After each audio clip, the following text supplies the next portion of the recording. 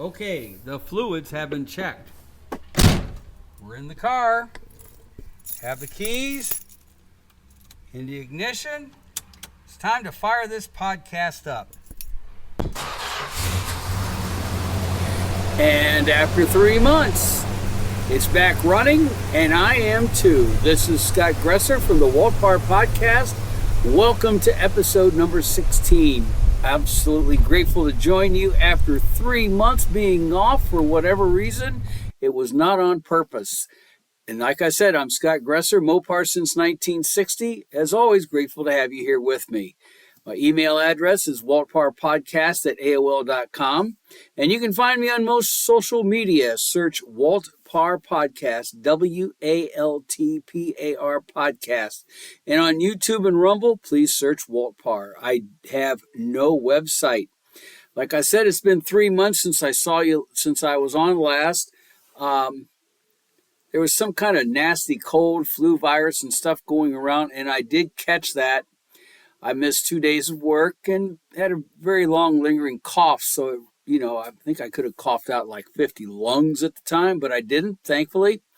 And so that held me up and I couldn't keep my throat clear. So that's what kept me from being off the air for so long.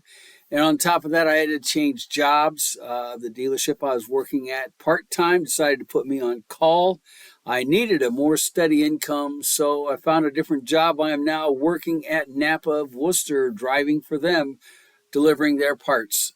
So love the job that I had at the dealership before and the people that I work with there. And I do love the people I work with now. So it's all good.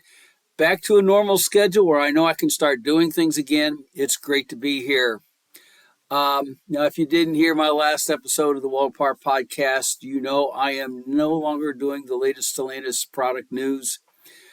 At the beginning of the show, it's been 3 months. That would take forever for me to do a podcast just with the news alone. So, and it's 3 months old. If you follow it, there's so many more ways to find out.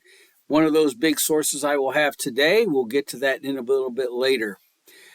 But if you do want to follow the news, I have still continued to put it on my social media, Facebook, X, Threads, and Blue Sky. I'm on all those. Search WaltPar Podcast.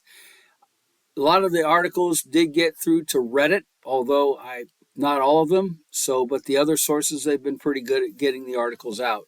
So look at those and comment. You can email me, waltparpodcast@aol.com, or comment on each posting I've done for the reports that I have.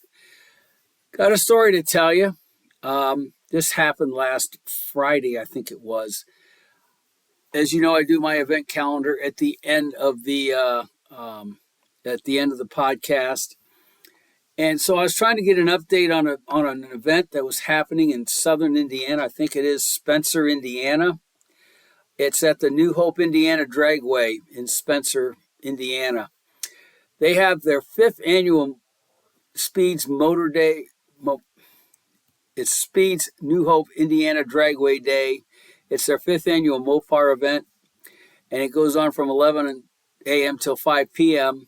But when I went to call to get an update to make sure the date's okay and the contact information, normally this time of year, sometimes you don't get an answer right away. He called me back, and I did not catch the owner's name, but he's a very super nice guy. And what happened was he called me back. He's the owner. It's a very true grassroots drag strip called New Hope, Indiana Dragway. And he called me back. He has a full-time job. His dad, his wife, and his daughter all help out there with things to do at the drag strip. The drag strip itself was almost not to be. It was almost ready to be torn down and turned into a mobile home park. And about 8 years ago, I think he said it was going to be torn down. And he didn't have the money, but then he finally came up with the money and he bought the drag strip to keep it going as a drag strip. So one year, some people called him up and said that their uncle had passed away, who's a huge Mopar racer. which means he's a good enthusiast as well. He for one of his last wishes after he passed away was he wanted to have a Mopar party for his family and friends and rent out a drag strip. So they called up this fine gentleman here from New Hope, Indiana Dragway, and he said, sure, but let's, for the sake of everybody, the cost it would be to rent the place, let's turn it into an event for other Mopar racers to come. And that turned out to be very successful. That happened 4 years ago. The fifth event will be happening this year in October 11th. That way he's not conflicting with other scheduled Mopar shows or events. And he told me that when it came to Mopars, he said the turnout by the racers, by the spectators, and the show cars was just, it's very phenomenal. The Mopar people were very appreciative of the fact that they have a place to go. He said one year he tried to put on an all GM event, despite all the Chevrolet racers and all the other racers that would come to the drag strip on the nights that he was open. He said when this event came up, hardly anyone showed up. But the Mopar people come in tried and true. Now, he said he bought himself a Ram pickup truck, and his father has a Challenger jailbreak. And the jailbreak doesn't do much, it sits around, but he bought one. And that was because of the fine folks at Mopar, or not at Mopar, but the fine Mopar owners were able to get together and have a good time. So what started out as a family event turned into a great event. It may not be the biggest in the world, but it's happening. And it's all because of the great folks that we are in the Mopar hobby. I just wish, again, that we can get all facets together to be united with each other instead of just being friends with the type of Mopar we have. That's why I say I'm doing my best to unite all generations and types of Mopar fans, lovers, and enthusiasts everywhere. That's one way to start. We wish him great luck this year as he goes on with his schedule. He sells food and everything there. And again, it's a nice grassroots operation with his wife, his father, and his daughter all working. And they do this. They have full-time jobs. They come and do this at night. They do this on the weekends. So please, blessed you turn out, and especially on October 11th, make sure you turn out for the 5th annual Speeds Mopar Day at Speeds New Hope, Indiana Dragway in Spencer, Indiana. And he's going to be having a flyer out soon. And when that does come out and he emails me that or texts it to me, then I will be more than happy to put that on all my social media. On top of that, on Instagram, where I have a lot of the flyers, it's where I've been picking up show dates. My Cordova did get out. It worked great. It started up fine. No leaks. I didn't take it out on the road because there's still too much road salt residue because I am in Ohio. So I took that out, had a good time with that. I didn't take it out on the road, just drove it around the storage unit area a little bit, and then I parked it, but it ran great. Very, very slowly but surely. I got the dashboard pretty much put together for the Demon 340 that I have. I have to get a wire made, and let's see. I have to get a wire made, and there's one other thing I forgot, but there's one other thing I have to do, and then I can put the dashboard in and get it set up and go on to the next project, which will be the steering column. On today's podcast, on this podcast here, episode number 16, I had a great conversation with the one, the only, Robert S. Miller of MoparInsiders.com. Now, this interview goes close to 2 hours, but it was very well worth it. I could talk, just like with David Zatz in the I Am Honored episode that I did. This could, I could talk for days with Robert S. Miller. We had a great conversation. I learned a lot. I hope you learned a lot when you listen to it too. We talk overseas. We are out of the country. We talk new. We talk old. And but you'll see what I mean. It's a great conversation. I hope you'll enjoy it.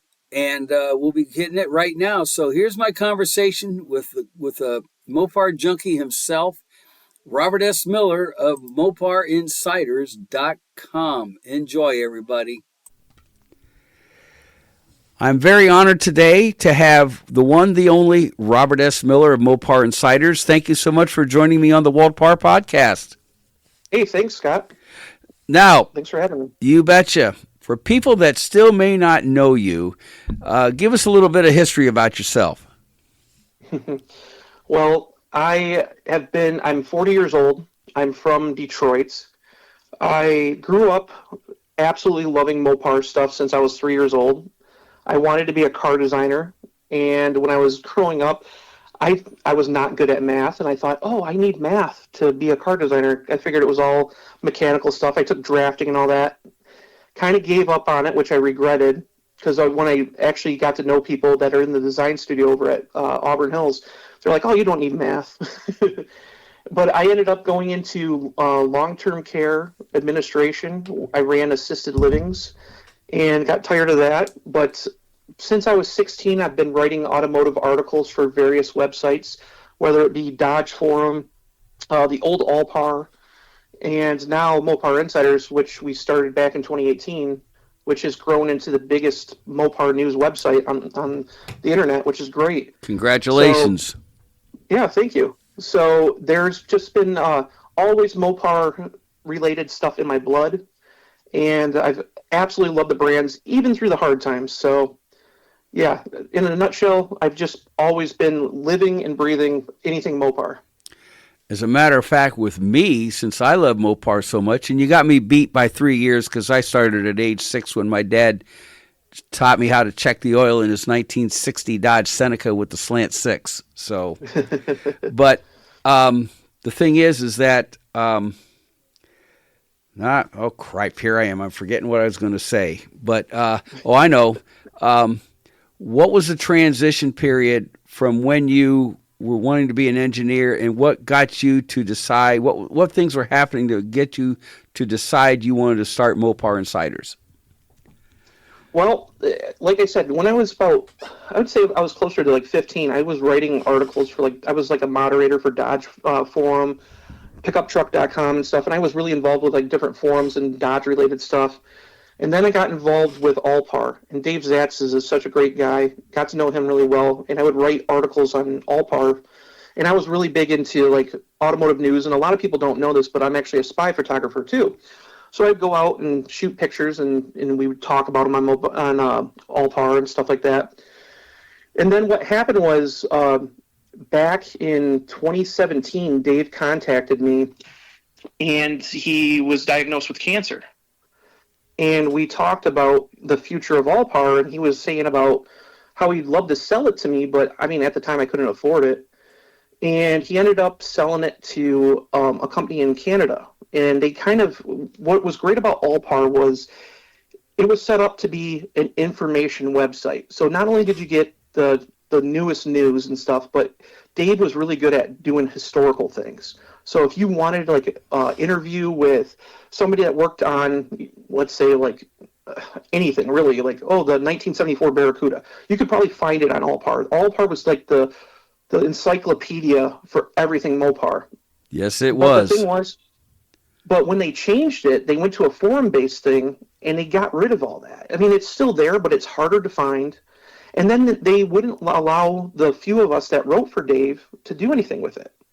So at that time, me being a spy photographer, I was talking to a gentleman that became a really good friend of mine up in Canada, and he was launching a website called 5th Gen Rams.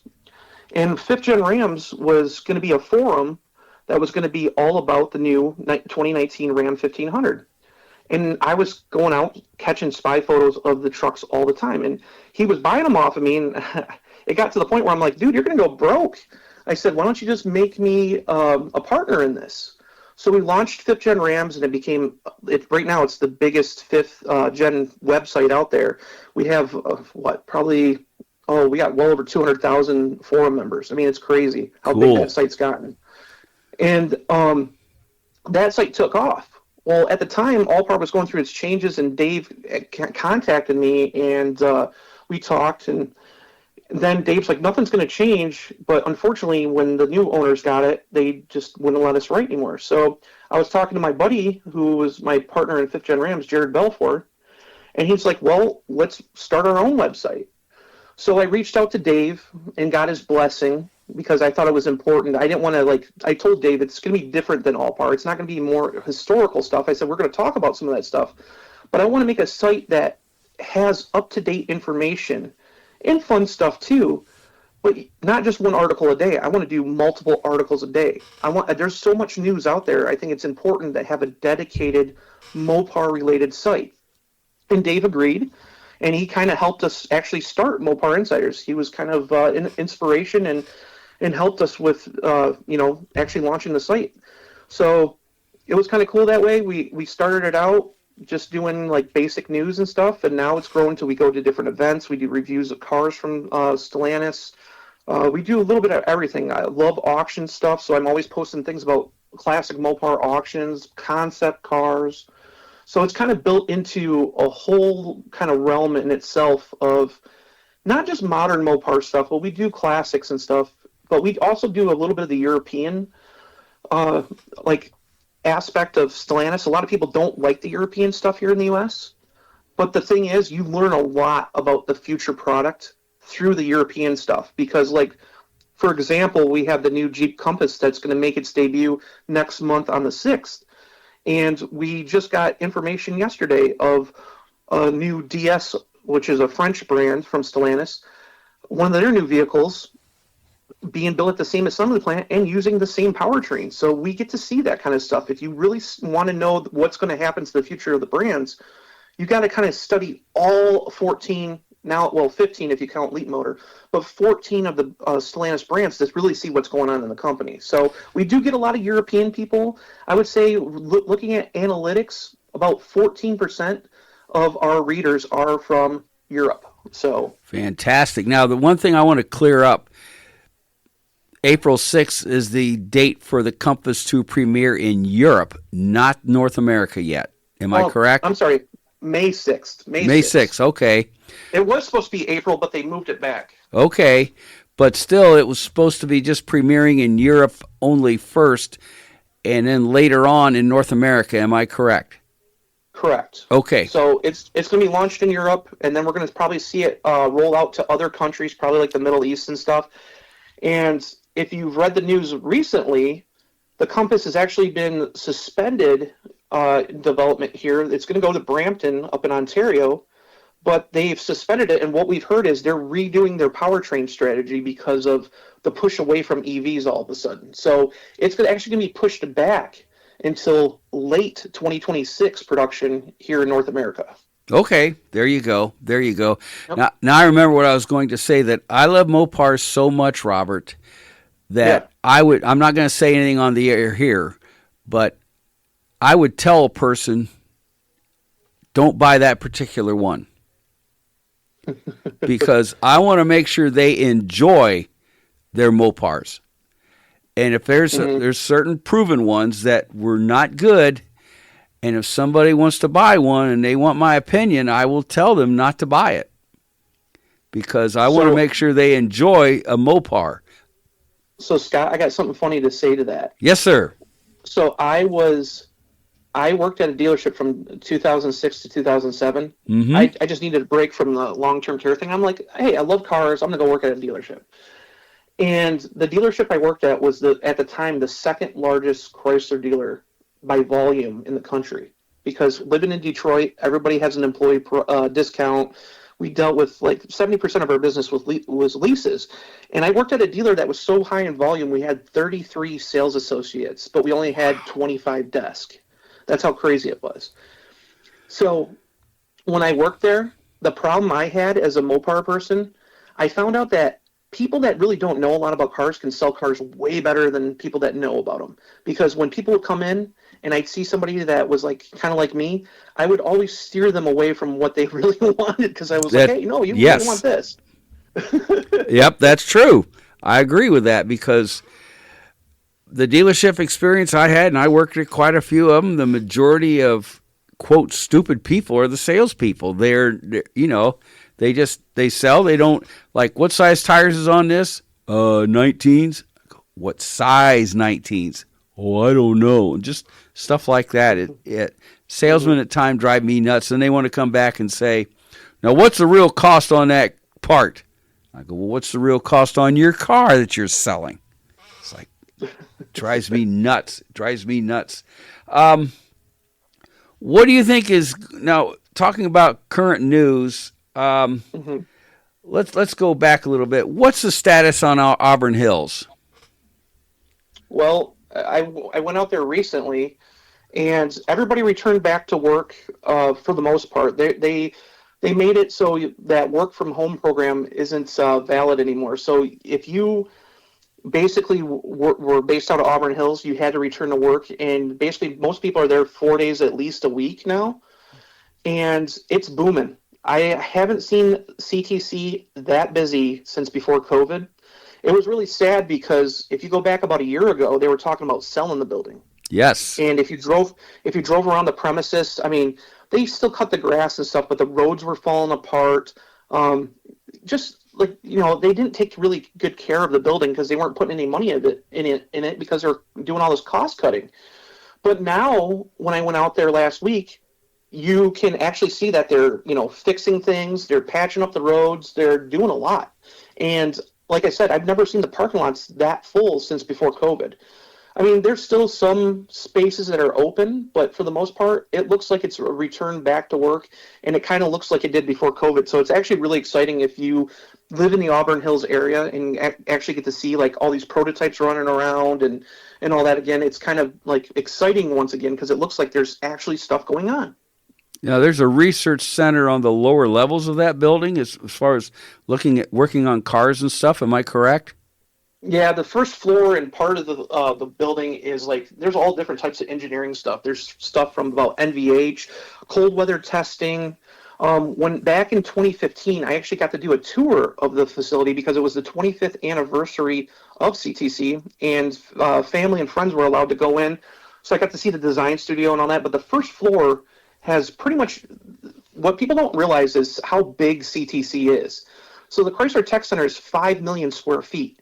At the time it was built, it was actually the second biggest office building in the United States behind the Pentagon. Wow. So, yeah, it's a massive building. So when you walk through the lower level floor, you have to go in with badges, for obviously they want to keep everything a secret and stuff, but they can build a car. They can that building's so awesome. They can actually design a car, build it. They have a pilot plant there, so they can actually build prototype cars there that the UAW actually has workers at.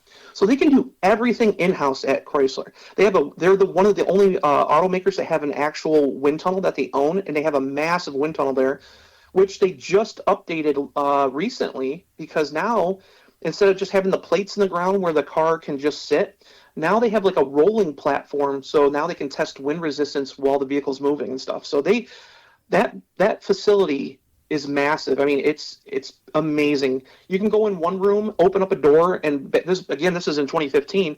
I opened up one door to what I thought would be just like a normal office area, and you open it up, and there's this massive room that had to be like, I don't know, 10, 12,000 square foot, and there was probably about 500 cubicles in there. And it was like, holy smokes. And you walk through, and there's an engine stand sitting in the middle of a cubicle because people are putting prototype parts on and stuff. It's just an amazing place. So they can do everything there, everything. Yeah. Now also going back, I remember the St. Louis plant. Mm-hmm. We're going to go all over the place because you say stuff that, it's like, oh, good, we can talk about that too. I remember St. Louis. I remember Los Angeles. What other plants were there? Well, there was the Newark plant that built the first gen Durangos. Oh, yes. That was gone. There's been a whole bunch of stuff. Yeah, Lynch Road. The original Jefferson plant. There's Lynch Road. I mean, there's been tons of different plants that they've gotten rid of over the years. Yeah, forgot about Hamtramck too. Yeah, Hamtramck. Now that's actually where that Hamtramck building was. Is now where GM has their Factory Zero, where they build the Hummer EVs and stuff. Okay. Yep. So, okay. Yep, because I forgot about Hamtramck, and, my Demon 340 was built at Hamtramck. So, and I remember when in 8th grade, I toured Lynch Road, where they built the B-bodies, which was the Belvedere, Satellites, Roadrunners, and Coronets, and Chargers and all that, and that was pretty cool. So, I even saw a GTX, and I don't know if it was a fluke, but when we were walking, there was a GTX, and the air cleaner on top said 383. It's supposed to be 440. If that's the engine, it might have been. It might have been a factory error. It might have been a pilot card. You don't know. Or an export. Who knows? Yeah.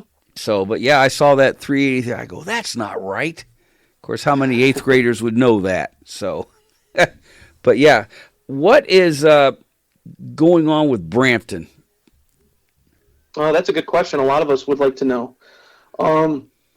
Recently in the news, like I said about the Jeep Compass, they kind of suspended development of it right now. Originally, that plant was scheduled to be basically reopened, because you got to remember, it actually closed like a couple days before Christmas in 2023. So it's been over a year since it's been up and running. Yes. So they're updating it. But the problem is that new Compass that's coming, that's a global vehicle. So originally what we heard was it was going to launch as a battery electric vehicle, so a BEV.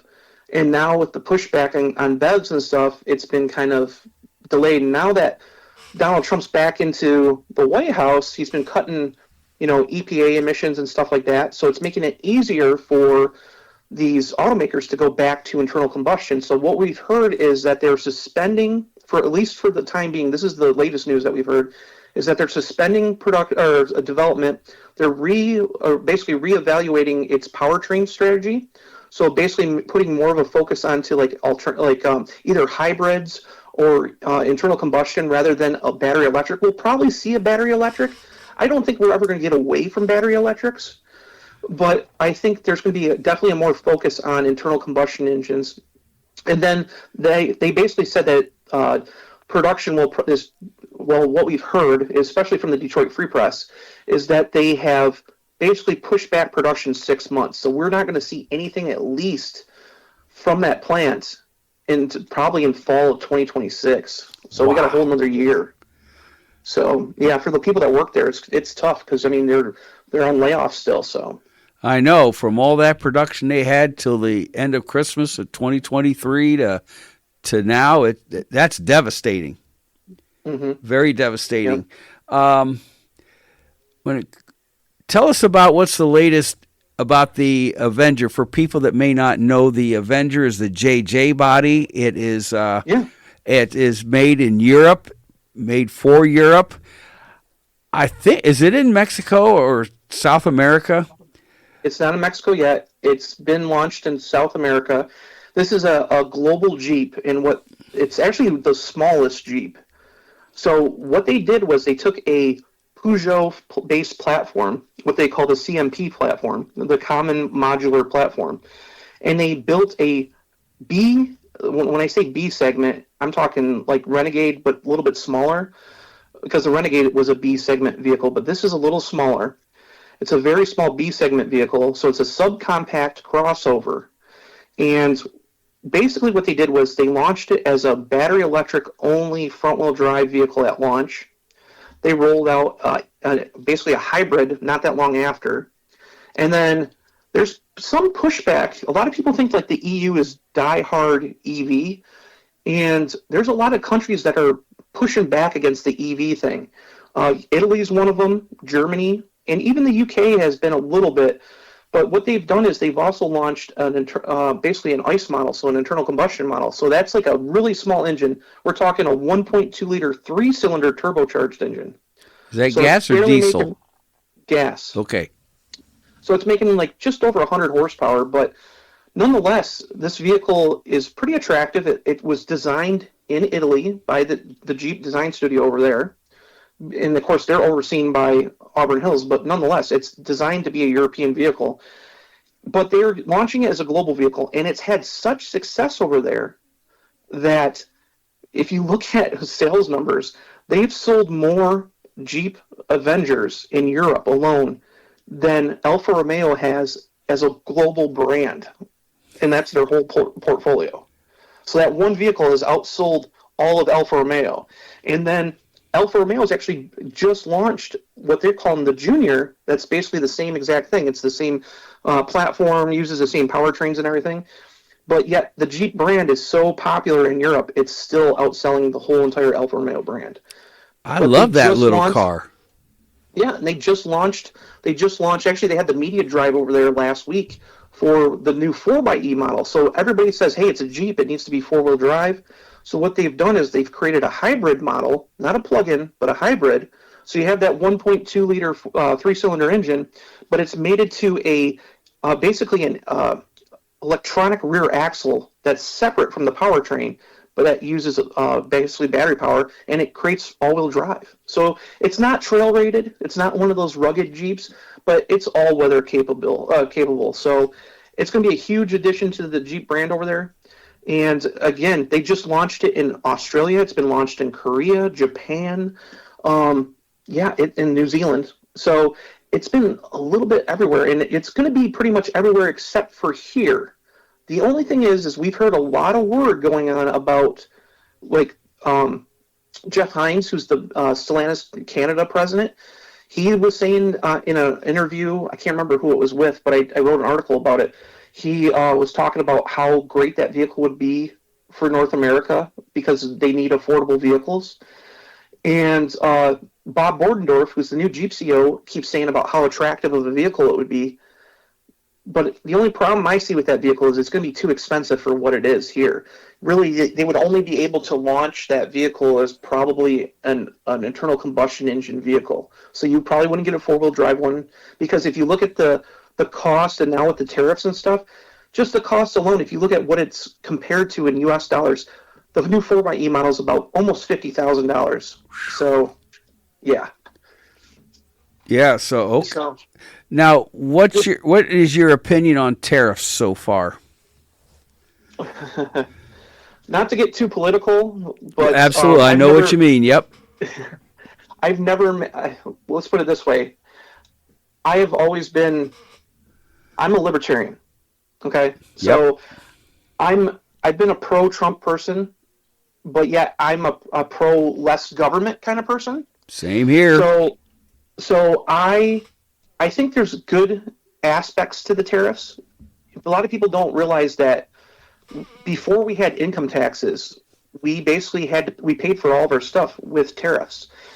I think it's good for U.S. manufacturing in a way, because especially with like the UAW and that, keeping jobs here in the U.S. is great. But I also want to make sure that people can afford cars. So we need places like Mexico that have cheaper labor to build certain vehicles for us. So, like, for example, I told you this earlier, if you go down to Mexico, Dodge has a sedan that's actually built in China. In the Mexican market, I mean, Mexico's not that rich of a country. No, it's not. So they need affordable vehicles. So they have a four-door compact sedan down there that's built in China, but it's sold as a Dodge, and it actually is very attractive looking. It's called the Attitude. Yep. And it has a 1.5 liter turbocharged engine, front-wheel drive. It starts out at $23,000. If you convert the money, it's about $23,000 US, and tops out with a performance-based GT model at $29,000. So really, that's the kind of products we need here. Everybody says that Stellantis needs affordable vehicles here. If we built something like that in Mexico and could import it with no tariffs and stuff and make affordable vehicles here again, I think, one is sales would pick up, but I also think that, they need to really focus on bringing more affordable vehicles to the market. And with the tariffs, it's only going to affect Stellantis, because a lot of people don't realize 40% of the vehicles that Stellantis sells now in the U.S. are imported. Yes. 40%. That's more than GM. That's more than Ford. 40%. So it's going to play a huge problem for the company unless they really start focusing on bringing other vehicles here for manufacturing.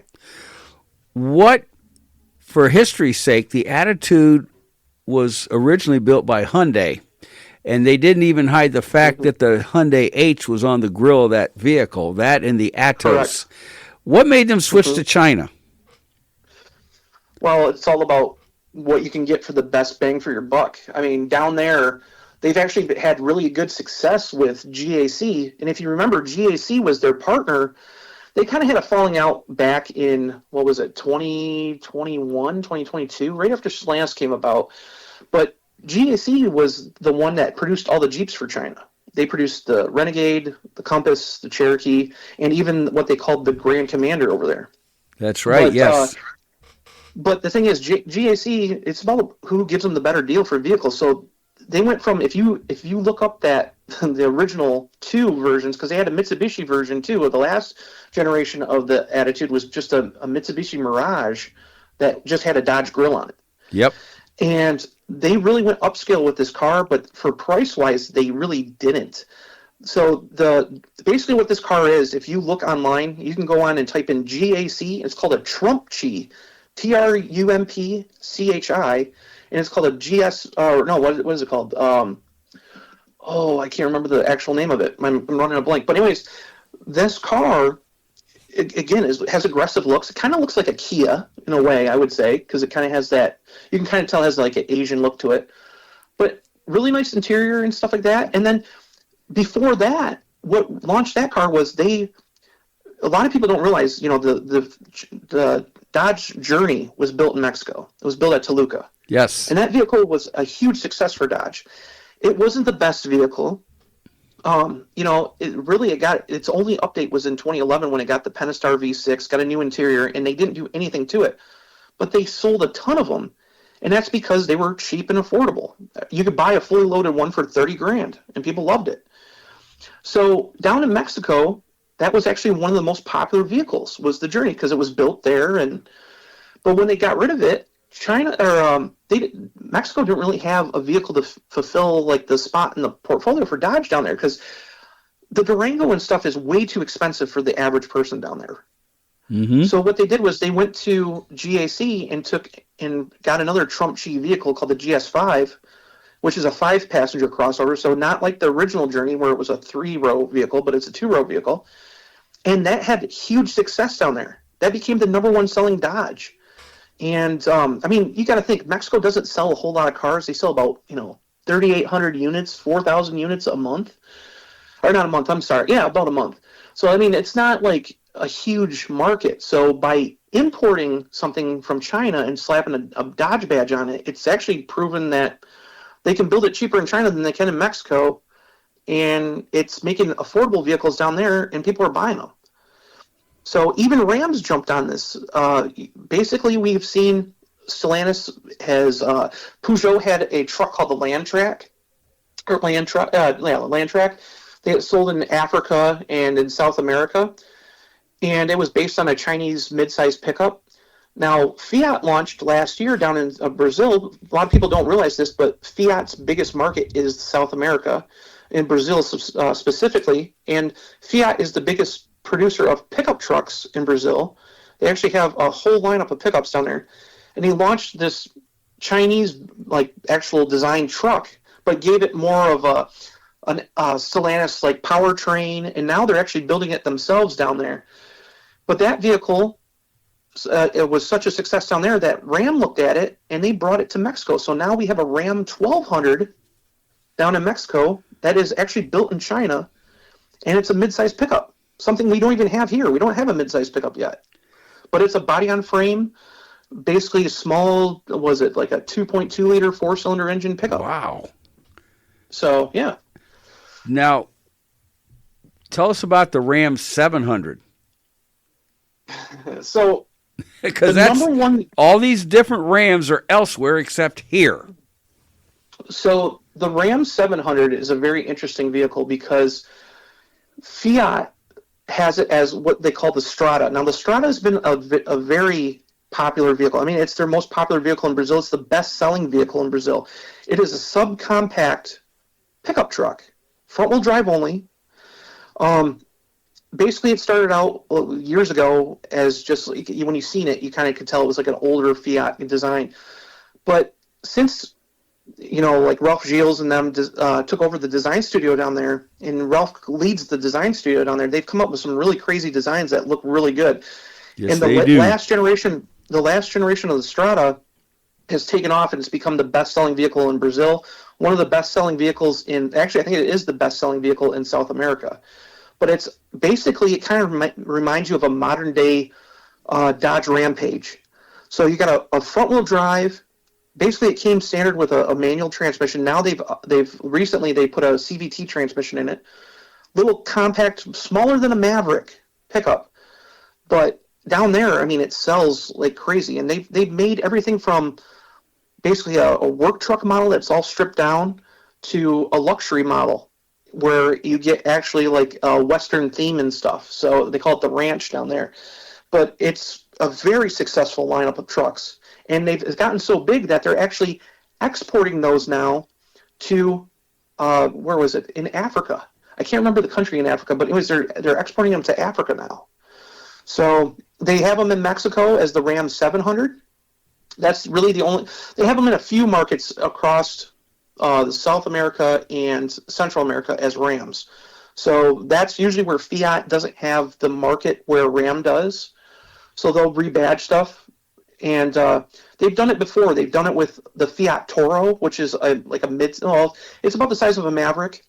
They when Ram didn't have a compact truck down there, they rebadged the Toro as the Ram 1000, and that was very successful. And that recently led to an all-new truck that Ram has that's exclusive to South America right now called the Ram Rampage, and that's been a huge hit for Ram.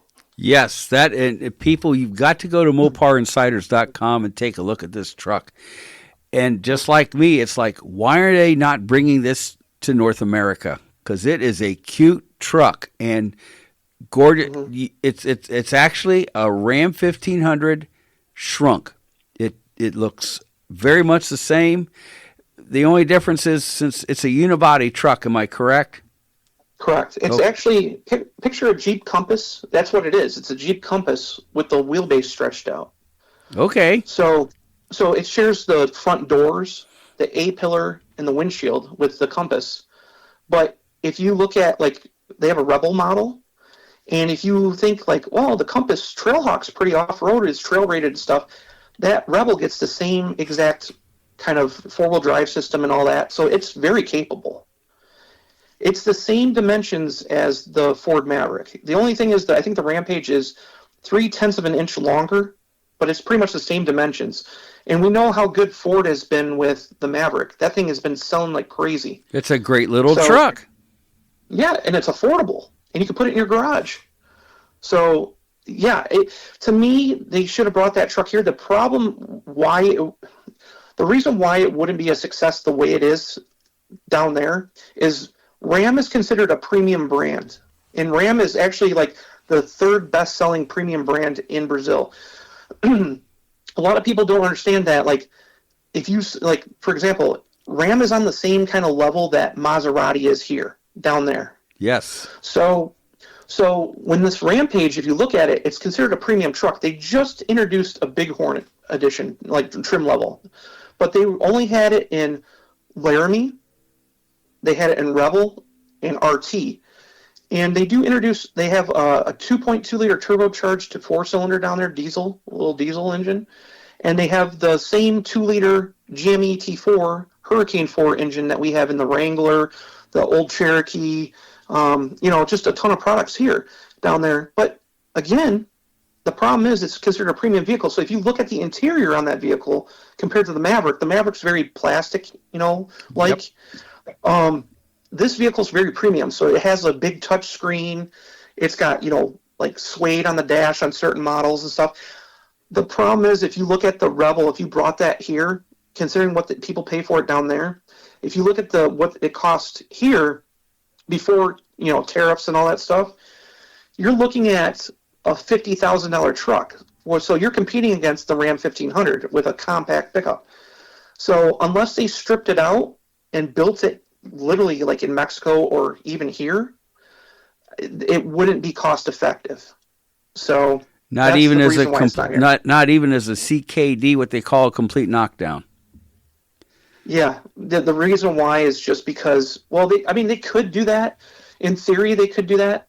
The problem is where are they going to do it because of how limited they are for production here in the U.S. I mean, they could do it at like maybe Saltillo or something like that, but then now you're looking at tariffs again. Yep.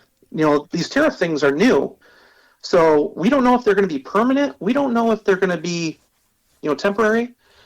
Trump had a huge meeting at the White House, and he showed off, all the tariffs and stuff. And if you look at the things close enough, Canada wasn't on there, but just the automotive sector is. So who knows? Canada's going through an election right now.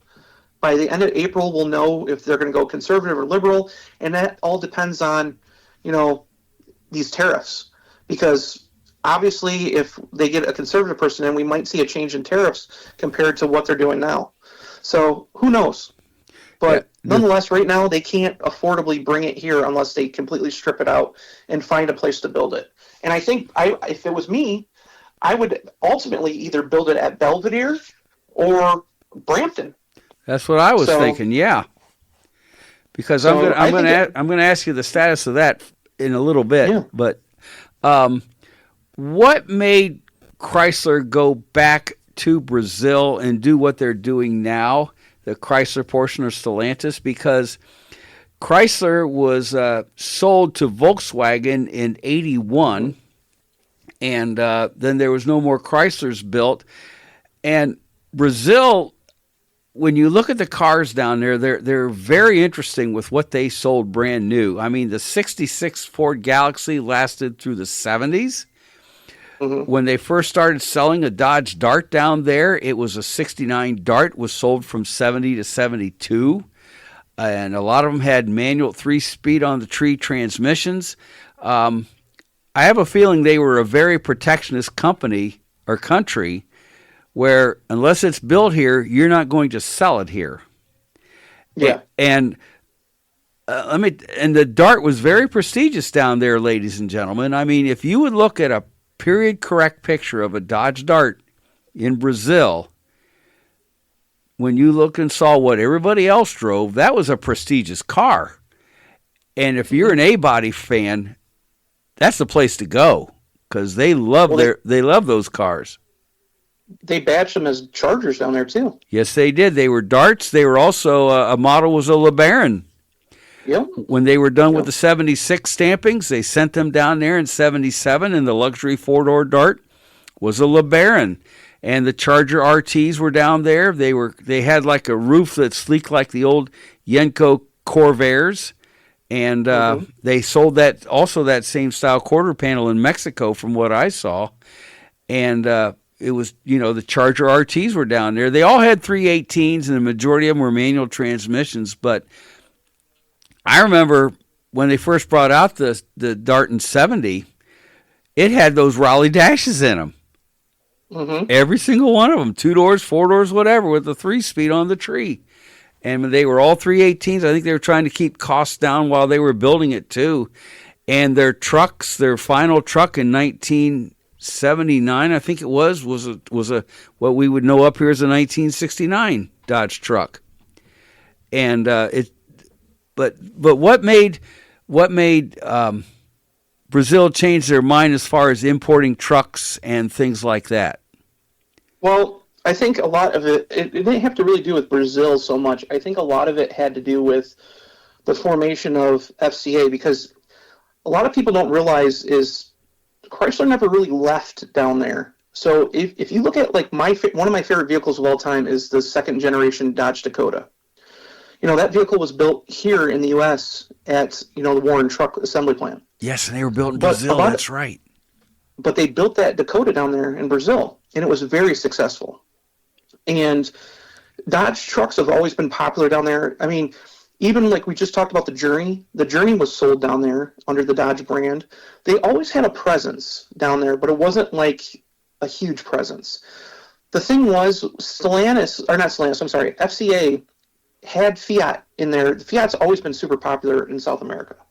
It's like I said, South America is by far the number one area for Fiat compared to even Italy. So when FCA kind of did its formation, we started to see more presence down there with Jeep. Like they wanted to get Jeep down there because a lot of people, first of all, they wanted to push Jeep as a global brand. It wasn't until FCA came on board that they really started pushing it. We've seen Jeep as an export in certain markets, China build them and stuff like that. but Jeep wasn't considered a global brand. They were in certain markets. So part of it was Brazil was a huge focus on that because even though they're kind of a poorer country, they buy a lot of cars. They buy a lot of affordable cars. So what happened was about 2015, or 2014, we got the Renegade. So a lot of people don't realize the Renegade was built in multiple assembly plants across the globe. It was built in China. Our version of the Renegade, up until 2023, was built at Melfi in Italy. So, but down there, they actually launched the Renegade in South America and in Brazil. And the Renegade it keeps going back and forth with the Compass to be the #1 SUV down there.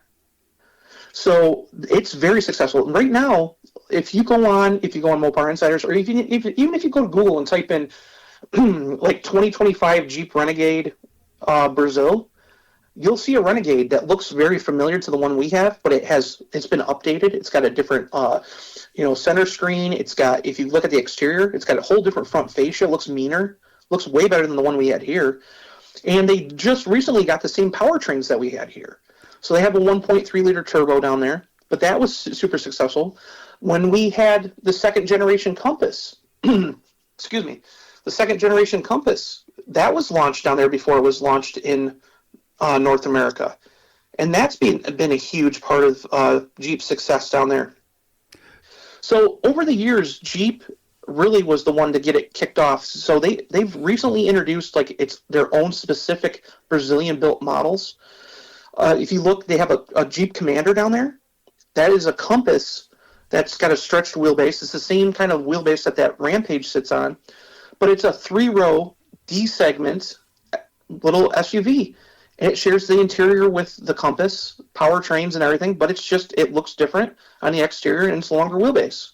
And that's the most popular 3-row SUV down there. So Jeep kind of built it up. And then, again, a lot of people don't realize that Brazil has a huge, agriculture, market down there. There's a lot of farms, and a lot of people that have money in Brazil are farmers. So they love their Dodge trucks. Like we said, the Dakota was built there. They were always exporting Ram heavy duties down there. And up until 2019, when they launched people say it's a 5th-gen Ram, but it's not. It's still the 4th-gen cab and everything. When they launched the updated Ram in 2019, they launched it down there, and then they realized, hey, we're going to start. It took off. It had a huge success down there.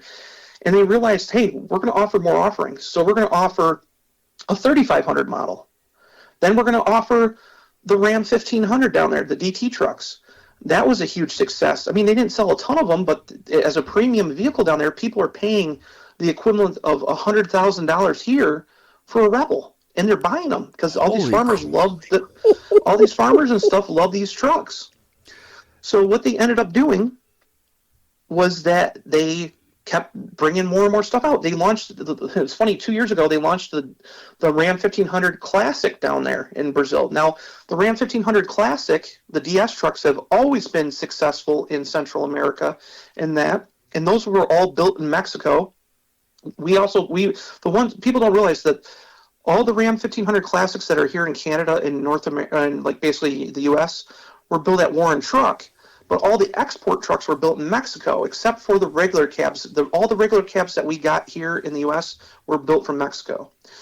But they did all this export sales, and that truck was super popular. So they were like, hey, we want to bring more people into the Ram brand. The Ram 1500 DT trucks are doing good. So for 2 years, they brought the Ram 1500 Classic back and had a huge success with that. So where the Ram 1500 Classic kind of died out here, they kind of just left it so it was like a work truck in the Warlock. Down there, they said farewell to it, and they actually launched a special RT edition. I mean, they did a whole bunch of stuff down there, and it seems like Ram especially has a huge following down there. They do a lot with their customers. I posted a couple of events that they did for the Brazilian market. They have concerts and truck events, and they sponsor, like, rodeos are huge in Brazil.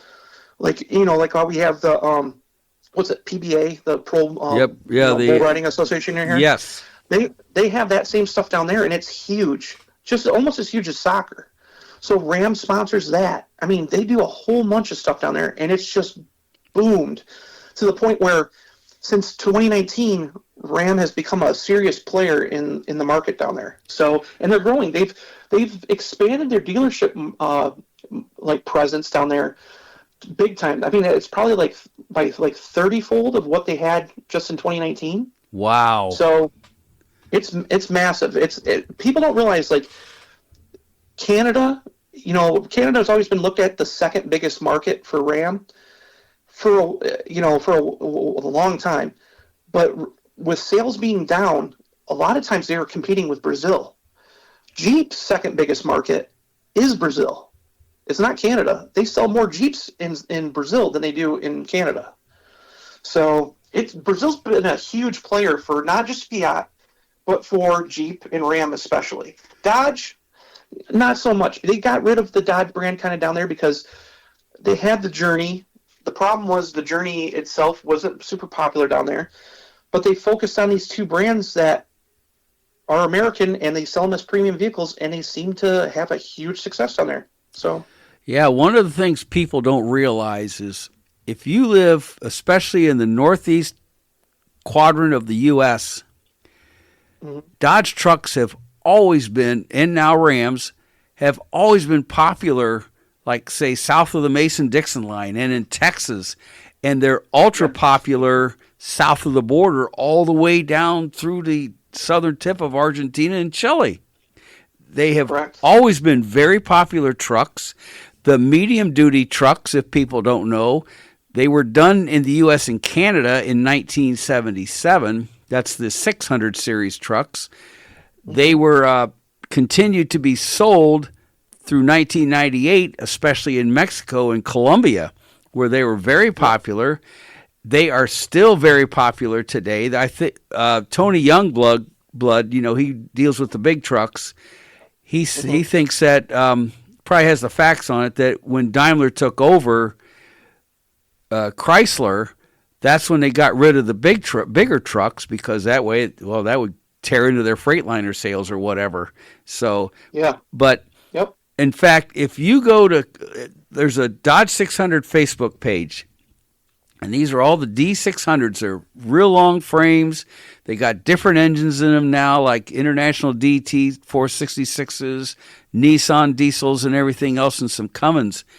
But if you look at those trucks, and I'm sure you have, Robert, they show more Mopar pride in their trucks than I actually see in a lot of custom cars up here in the U.S. I mean, they retain, when they repaint those trucks, put the wheels on them, they switched them over to rectangular headlights, have those custom grill inserts, the chrome inserts, but they keep those Dodge letters on the hood. They never take those off. There was one owner, he had a customized interior, and he had Dodge sewn into the door panels. You never see that up here. And these are trucks that were gone since 1998. Just if you want to look up a 1976 Dodge D600. You'll see what the truck looks like in America. They don't look like much. And then you go down there, those trucks are gorgeous. Have you ever seen a Mexican 6500 Ram? Not in person. Yeah, I'm not in person, but on pictures, absolutely. Yeah, they have the BR or second gen Ram, the semi truck styled Ram cabs, but they have a massive grill on them, and they actually sold them up until 2001, 2002, 98. So was it 98? Yes. Yeah, so those trucks, still are super popular in Mexico. I've seen people, refurbishing them. People had them as wreckers. Everything. Tanker trucks. That white wrecker with the tandem axles, that thing's killer. Yeah. So there's a lot of following in especially Central America for Ram, even more so than like Ford or Chevrolet. It's funny because like Ford is becoming more competitive in Brazil, but they're nowhere near what Ram is for F-150 sales. They Chevrolet recently introduced, because they have compact, subcompact trucks. Like, a lot of people don't know that Chevrolet has a truck called the Montana down there. That's kind of like what that Ram 700 is. And then they have a truck that's like the Colorado, like what we have here, but it looks totally different. It's the same kind of platform, but it looks different.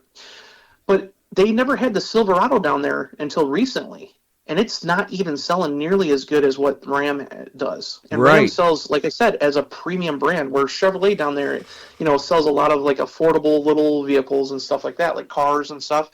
But Ram is considered a premium brand, and they sell almost every single Ram they take down there. So, In fact, in Columbia, the Dodge D950 was our C-Series 600 low cab forward trucks, and they sold those in Columbia through 1980. Yeah. And also, I when you looked in Star Parts, you can look at any market vehicle you want.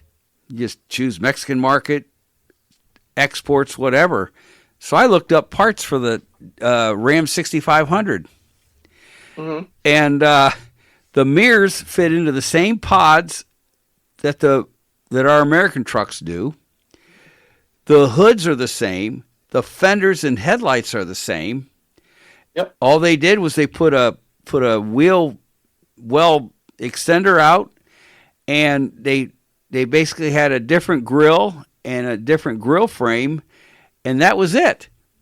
And they built a Ram 6500. And I never knew that, but it's just amazing what Chrysler did back then. But those trucks, like you said, they're still popular today. Now, I don't see as many Ram 6500s in Columbia as I do the D600s, but maybe I'm not looking at the pictures right. But well, the thing is, though, too, is those Ram 6500s and 7000s. Those were all built in Mexico. And basically, they were just work trucks. I mean, they were made to be for almost exclusively for the Mexican market. They trickled out a little bit, but they used them for everything there. Coca-Cola had a whole fleet of them, with pulling trailers and stuff. Corona beer. That was like, that was one of the most popular work for like I would say medium duty, heavy duty work trucks that you could buy down there. So, yeah, there's a lot of different things. Like, a lot of people, like, if you do some studying, there's some really cool Dodge export vehicles, Ram export vehicles that we never seen here. Mm-hmm. Dodge Ram Charger, that vehicle that was based on the BR Ram down there. That was a two-wheel drive only, two-door SUV, and it looked really good. And people wondered, why the heck did they bring that here? Two-door SUVs didn't sell that well. That's why they didn't bring it here. And they only offered it in two-wheel drive. But yes, and a Dana 60 axle, believe it or not. Yep. And you can see some of them, like if you're down in Texas, there's actually quite a few. If you go on even Facebook Marketplace, you can pretty much find them because they've trickled into the U.S. over the years. Tom Bailey actually had one at Roadkill Nights this past year, and he put a Hurricane twin turbo in it and ran it down the track. It broke. Oh, that's right. Yeah, I remember that. Yes. Yeah, so I mean, I've seen them at different auto shows, or not auto shows, but I would say like cars and coffee events and stuff like that around here. There's a couple of them here in Michigan. There's a friend of mine has two of them near Port Clinton, Ohio. Does he? Yep. Yeah, so I mean, there's a huge following for those trucks too. The thing is if you go on Facebook, and you know this because you're looking at Facebook stuff, you go on Facebook, you'll find some really weird groups of people that collect the weirdest things, like just random stuff like that you wouldn't think would be popular, whether it be like the old bighorn semi trucks. Like there's obviously there's a huge following for them. You just find like random stuff that like different Mopar vehicles that you wouldn't think would ever be popular, but there's still a huge following. So absolutely. Yeah. All right, let's head back up. That was a great conversation. I love that very much. I love those big old trucks like that. But now what's going on with the Ram midsize for Belvedere? That's another good question. So Belvedere's been kind of up in the air. From what we've heard, I've talked to people that work at Belvedere, and I've talked to people in the UAW and stuff. It's kind of interesting because when they had the UAW agreements, they said, hey, Belvedere's back. We're going to build a midsize truck there. All this stuff, but it wasn't going to be built until 2028. a lot of people got excited because a lot of people don't realize that those people are still laid off. They haven't been fired. They haven't been, canned or anything. They're still laid off. And Belvedere's just sitting empty. And it's sad because, Belvedere was kind of, how can I say it without being mean? Belvedere was kind of, Belvedere was kind of SOL. Let's put it that way for the last few years. The reason being is they had the Jeep Cherokee production. So they got that from Toledo when they started building the Gladiator. And which is kind of funny because that plant got a huge update because they actually got the best tooling from the Chrysler 200 at Shap when it was discontinued and from Toledo when the Cherokee moved over there. So the plant was it had some updates to it. But the very interesting part was during COVID, Belvedere was hit the hardest out of any assembly plant, doesn't matter where, worldwide, than any other Stellantis plant. So Cherokee production, obviously the D segment, SUV segment is the most popular in America. The Cherokee was very polarizing when it came out in 2014. A lot of people hated it, but the sales were really good. In 2019, they decided, hey, we're going to update the looks of it. And they changed it so it had a modest-looking front end. And believe it or not, sales actually started to go down. And that's because right about that time, the Jeep Compass, the second-gen Jeep Compass, the one that we have now, came out. And if you look at the interior footprint of the Compass versus the Cherokee, they're pretty close to each other, even though they're different segments. Yep. So the Compass kind of cannibalized the Cherokee. And at the time, just before they got Cherokee production, Belvedere always ran multiple vehicles. So they, like the last generation of vehicles they ran were the Patriot, the first-gen Compass, the Caliber, and then they built the Dodge Dart, the newer Dodge Dart. So they went to one vehicle. And then when we had the cannibalization of the Cherokee, and then on top of it, semiconductor shortages, they kept stopping production nonstop. Like it was like basically you call in to see if you worked that day or not. And Belvedere spent more time down than it did in production. Jeez. So it was very underutilized. And basically by 2023, they just decided, hey, with all this stuff going on, we haven't built many Cherokees. They're not selling. Let's just cancel production. And that plant was in production since 1965. People don't realize how many different Mopar cars came from that plant. I mean, they built tons of subcompact cars. They built all of the, the 80s Chargers and stuff like that. The Omnis, Horizons. Yeah, Omni Horizons. They built a ton of stuff. And then they built the Dynasties. Correct. So, there's a lot of history at that plant. So from 1965 to 2023, they built, I can't remember how many vehicles. I think it was I'm trying to remember. I think it's like 11 million vehicles or something like that, something crazy. Maybe it was, I can't remember if it was 8 or 11. But anyways, they built millions and millions of vehicles. So that plant has a lot of history to it. So they needed product. The problem was they gave them the Cherokee and then watched it being cannibalized and just didn't give any new product to it. And now because of the cost-cutting aspects, there was a lot of talk of them not doing nothing. Then the UAW comes in and says, hey, we negotiated. They're going to build a battery plant there. They're going to build this new mid-sized truck. And they're going to build a Mopar mega hub. Okay? Yes, the parts yes. A massive parts depot. And they were going to shut down several parts distribution centers to build this mega hub there. So when I was talking to some of the guys that work there, basically in the last year, they just kind of gave up because they basically told them, hey, we're not going to really do nothing with the midsize truck. They were actually talking about moving it to Toledo.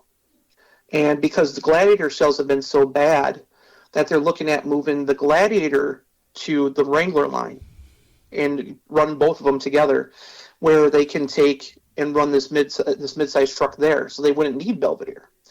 So basically they kind of gave up on it. So what we heard recently was, hey, they're going forward with that mid-sized truck, and it's a go. When we found out in the press that program was a go, the day before is when the UAW members found out. They don't even know what's going on.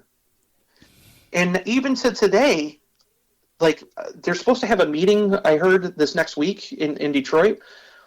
they still don't know if the midsize truck is going there or not. There's rumors about other vehicles going there. Belvedere will be reopened. We don't know when.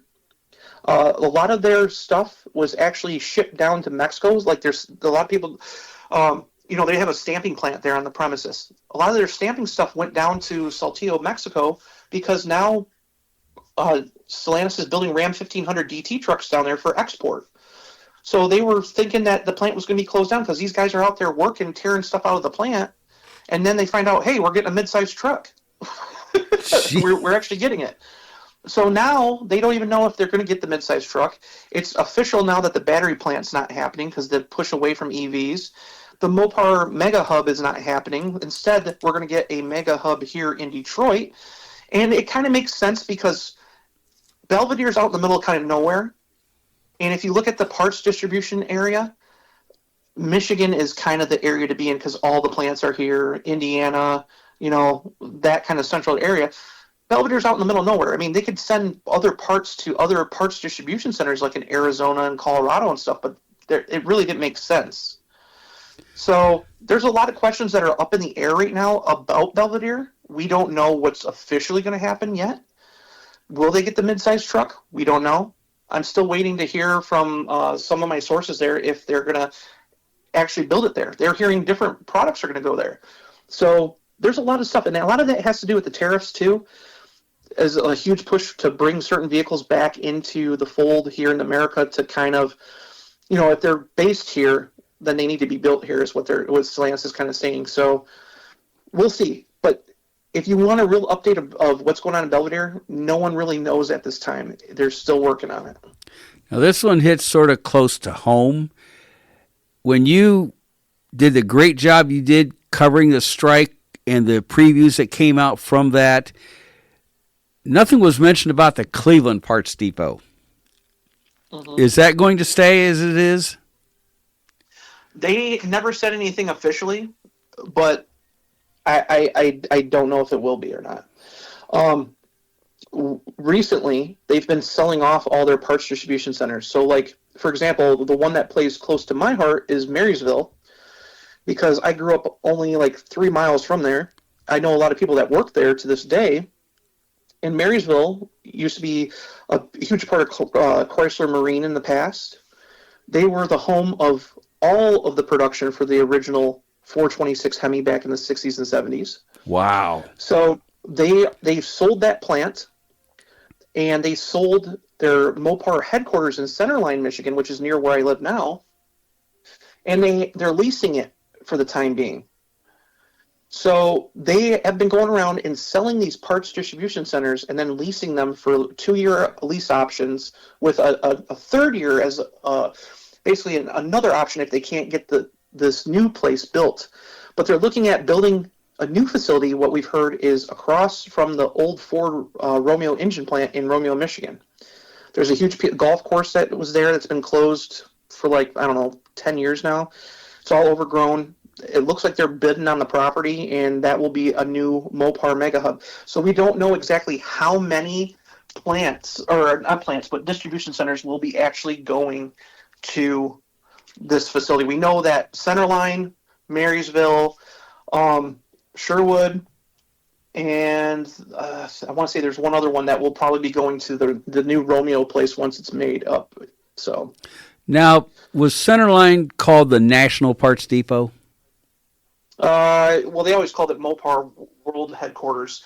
It was always just Centerline Parts Distribution, from what I know. But because when you looked at the part slips, they go transfer to Marysville, transfer to Atlanta, Orlando, or whatever.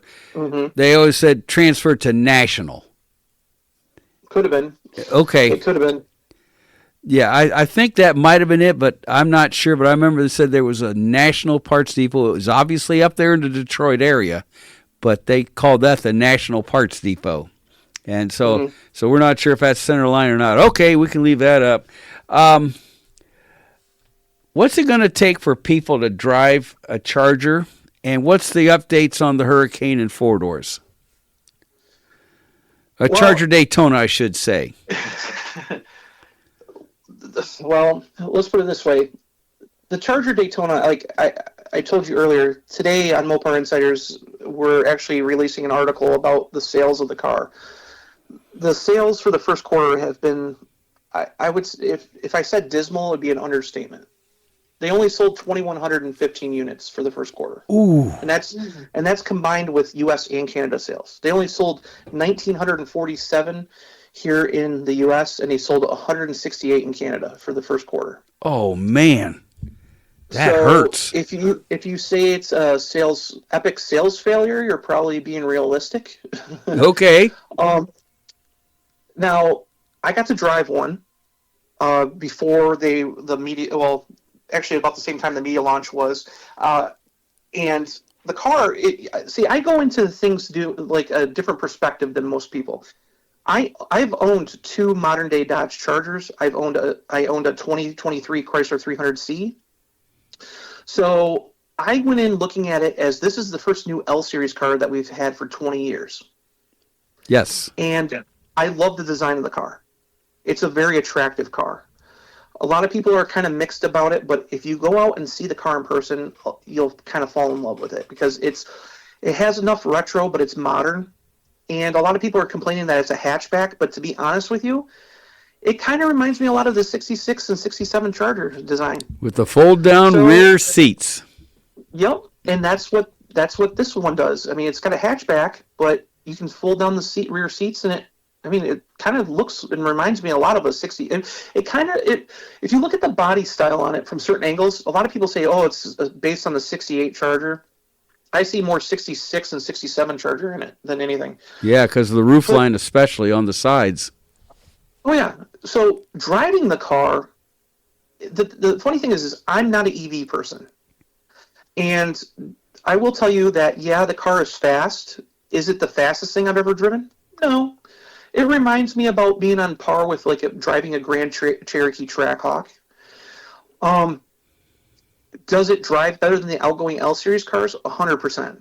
This car, even if it's massively heavy because it's a battery electric car, the one thing I was really impressed with was the steering. Like I could go into an intersection and instead of making a 3-point turn to turn around, I could just do a U-turn. Like it turns really sharp. I was really impressed with how it turns. Cool. The interior is actually really nice because for years we've been cocooned in that elephant skin rubber, that plastic and all that. And you felt like you sat in the car, like with the car wrapped around you. This car, you sit in it, and the car I drove had a glass roof option, which I'm not a huge fan of, but you look out and it's very open.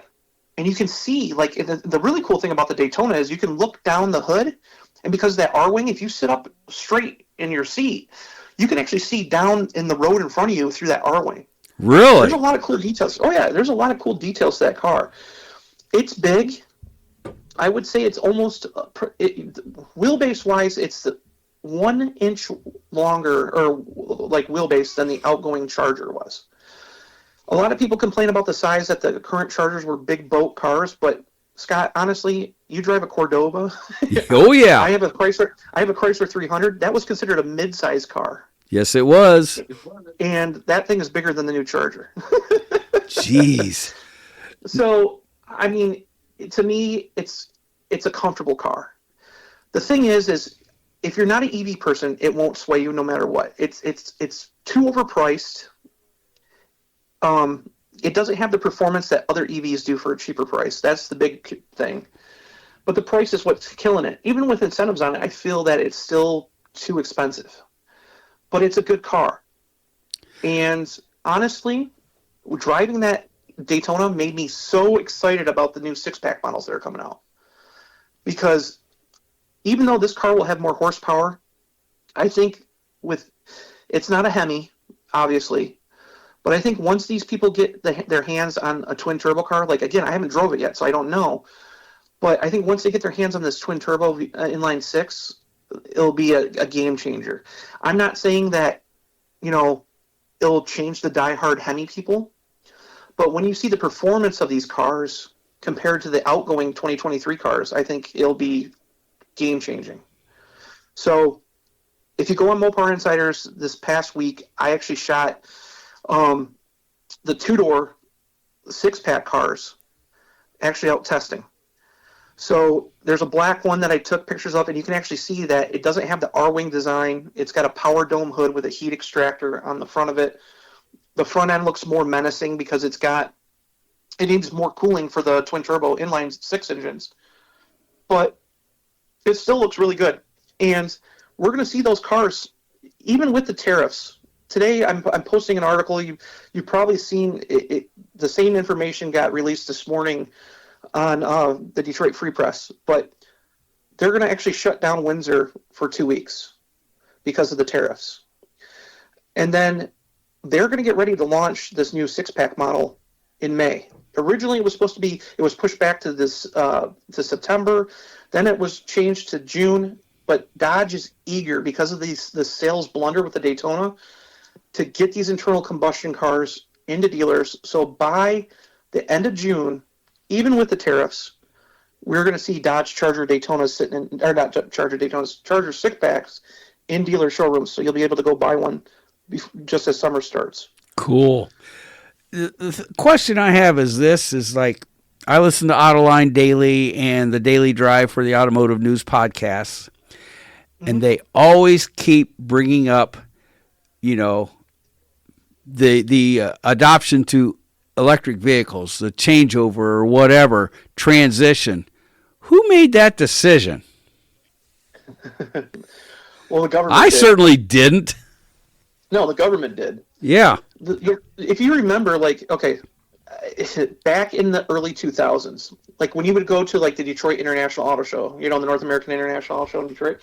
Yep. You go to Cobo Hall, and if you remember, in 1999 they introduced the four-door Dodge Charger RT concept car, right? Yes. That was a 4.7 liter V8, same that we had in the Durango. It was basically, but it ran on compressed natural gas, and that was going to be the wave of the future. Honda started doing it.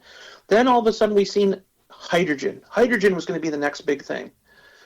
Everybody was talking about hydrogen fuel cell vehicles. Honda, Toyota, even Chrysler was doing it. Chrysler built a couple hydrogen-powered concept cars. The thing was, we keep seeing these changes. And then if you remember, back in like 2015, everybody said plug-ins were going to be the next thing.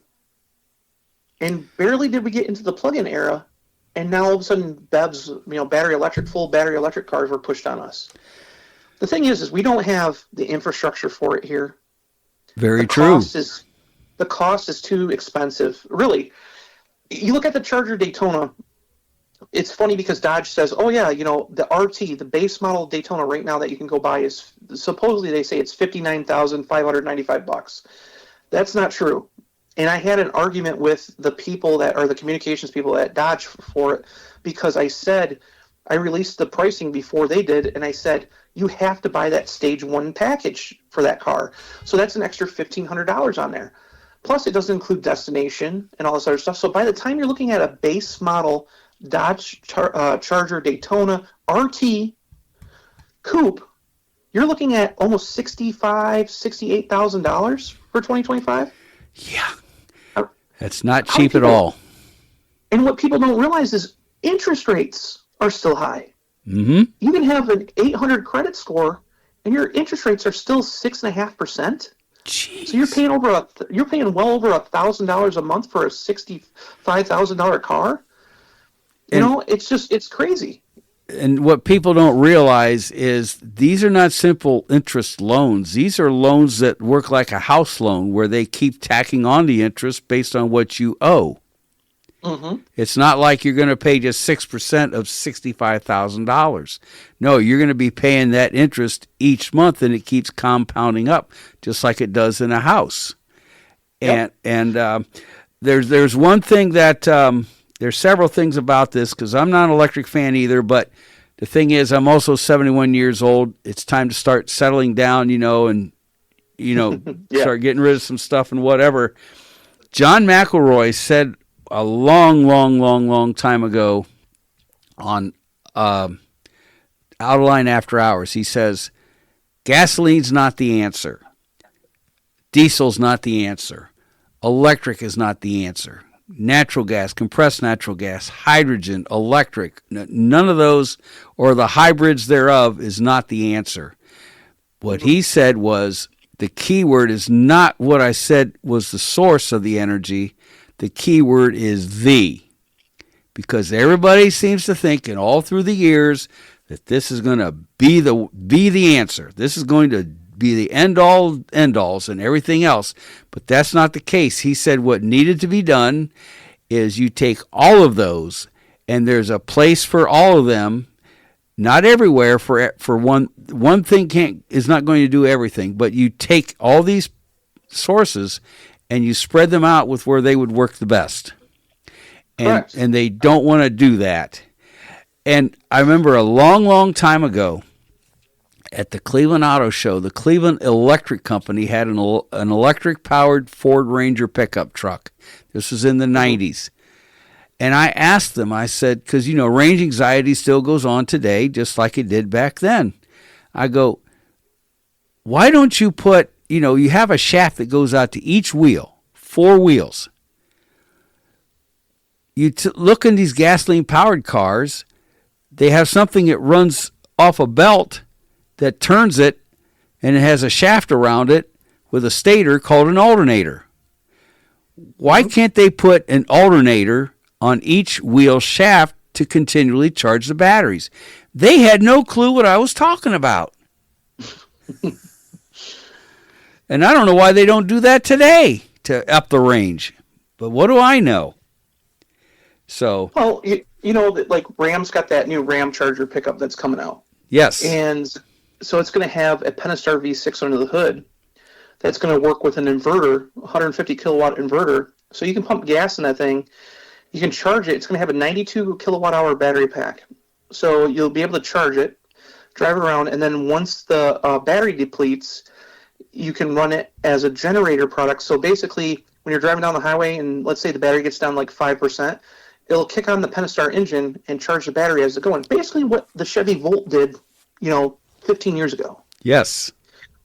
But what I don't understand is why can't they, if they can make it affordable, having the benefits of both electric, because, these EDMs are pretty impressive.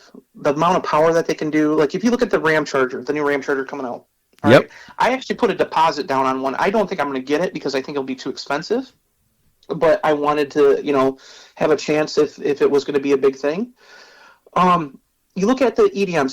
This truck's going to produce about 650 horsepower, about 620 foot-pounds of torque. That's pretty good horsepower. Not yes, the best in class. Towing capability goes up to 14,000 pounds. Now, that's where I get kind of iffy because anything over, I would say 11,000 pounds, usually you want to step up to a heavy-duty truck. Yes. Bigger brakes, to me, that 14,000 pounds is kind of like, hey, we're showboating.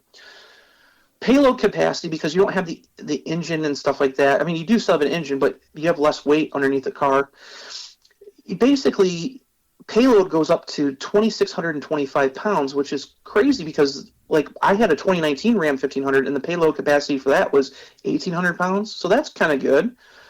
There's a lot of benefits to it, but why can't they produce something not everybody needs a fast performance vehicle. So I don't understand why they can't build something with EDMs that are very efficient, and instead of putting a Pentastar V6 in something like that, put a little 3-cylinder diesel or something in it.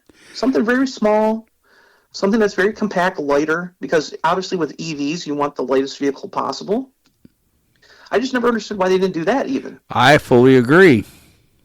So, there's a lot of possibilities out there that they can do. The thing is we've seen, electric vehicles aren't new. There were electric vehicles before there were internal combustion cars. Yep. Even if you go back, and a lot of people, like we keep saying this, a lot of people don't know, but if you look back through even Dodge's history, Dodge has experimented with electric vehicles in the past. Stellantis, or not Stellantis, but FCA has, and that. And even independent companies, if you remember back in the 80s, there was a little Dodge, Charger, 024, or Omni 024, I'm sorry. Yep. That was electric. And there was a minivan. And there was a minivan that was electric. That was the ES body. Yep.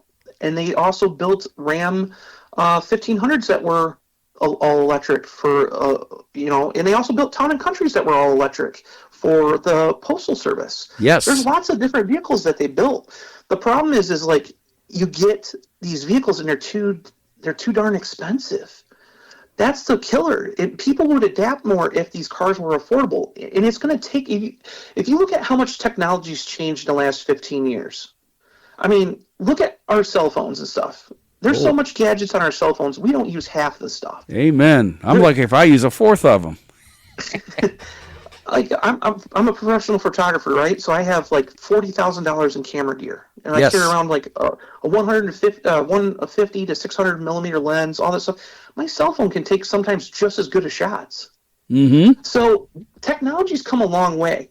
The problem is when you're enforcing this as the government, pushing this stuff down our throats too fast, give it some time. Instead of being, hey, we have to do this by 2030, make it realistic, 2040.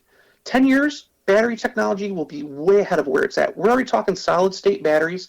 The new Charger Daytona is actually going to be testing with solid-state batteries. They recently stopped the line and put new battery trays that will adapt solid-state batteries in the car so they can start testing them. And if you look at the Charger Daytona with the Scat Pack model, it only gets 241 miles of range. I don't know about you. I don't drive much. I work from home. I don't drive much. I could get away with it. But if I'm going to go visit my in-laws 2 hours away, they live in northern Michigan. They live in a little tourist town. They don't have a battery charger at their house. I would be barely making it there and have maybe a little bit of juice to run around town. But they have one charger in town. It's not even a fast charger. So the problem is that we're finding out too is with these electric vehicles, and I don't want to get sidetracked, but like recently here in Detroit, you think with the big three we would be like the epicenter of having fast chargers. That's right. My buddy who works on for Dodge, who actually had one of these Dodge Charger Daytonas, the one I drove, he was telling me that 30% of the time that he goes to charge the car, it's not the car's fault. The charging system's down. They don't work. They're broke. Mm-hmm. They always have problems, or there's a software problem or something. And now what we're seeing is the ones that are reliable, like there's one at Myers right near where the CTC is. They have GM's EVgo fast chargers. They have 4 of them sitting there. Every time I drive by that, there's a lineup of people waiting to charge. So not only do you have to charge your car for 15 minutes to a half hour, but the next person's waiting online, they have to do the same thing, and they got to wait for you. So there's a huge inconvenience about the whole EV thing too. So if they could push this back and wait till these solid state batteries come in effect and make sure that we get cars that have true 500 miles range, that would pretty much shut everybody up. If you could build a car that, performance-wise is really good. I mean, like I said, electric vehicles are super fast. They're I didn't have any complaints about the Charger Daytona Scat Pack. I mean, it's 670 horsepower. It's quick. It's not the fastest car, but it's quick. But $85,000, and then I have to only have 240 miles of range. That doesn't make any sense to me. No, it doesn't. So if they can take and wait a few years, the government said, "Hey, we're going to wait. 2050, we're going to make it. So they have to build so many vehicles as EVs. It would make sense. Not by 2030, where we're still not even there for technology yet. So I think EVs will be still around. I think EVs will be more adaptable. The problem is you're relying on coal to power these cars. That's right. And our infrastructure won't hold up to what it is now. California, they're really pushing the electric vehicle thing. Now they're telling people that they can only charge their vehicles at night because they have rolling brownouts out there because they don't have enough power. Yep. So what's it come down to? Electric won't work, at least now. Give it 15 years, and we'll probably see an electric vehicle that can outperform and fast charge faster than what you can fill up a gas car, and it'll be usable. The technology is just not there. And hopefully the chargers at home will get cheaper too as time goes by and they build more of them and they can charge them at home, and that would be a big help. Yeah, and not everybody here's another problem that people don't realize. What if you live in an apartment? A lot of people that buy EVs, if they live in apartments, a lot of apartment buildings don't have chargers on site. So you have to drive somewhere to charge your vehicle on top of it. So again, inconvenience. But I'm not saying that there isn't room for EVs in the future. I'm like John McElroy. I think you should spread everything kind of out and kind of have different things. Like we know Ram officially announced back in 2021 at the EV Day thing that they are going to build a heavy-duty truck that's going to run on hydrogen by 2028. So they're going to have a truck that's going to be hydrogen power. The thing is, the hydrogen power makes a lot of sense. You get water vapor. You can basically convert any real internal combustion engine to hydrogen, really, very basically. But the problem is how many hydrogen stations are there? Yeah, there isn't hardly any. And, the Cummins 6.7 diesel it's put in the Ram trucks now can run on hydrogen. Yeah. So there's a lot of possibilities, but the thing is we need the infrastructure for a little bit of everything to make these alternative fuels or power sources work. So I don't know. I think given time, in 10 years, we'll see a huge change from what we see now. I just think it was forced on us too quick. Yes. And technology's come a long way. In 50 years, look at technology now. Growing up, I mean, we didn't have the internet. I didn't have the internet. Nope. I wasn't even born with cable TV yet. So, yeah, I mean, things will come a long way, and technology is so advanced now compared to where it was 20 years ago. Think about it in 10. Yes. All right, I'm going to say this one phrase here, and then we'll go into our final subject, and that is when they came up with the Brotherhood of Muscle, I didn't hear in the line that it was gasoline-powered muscle. So why not electric muscle? Why not natural gas muscle? Why not whatever muscle? It just doesn't have to be gasoline.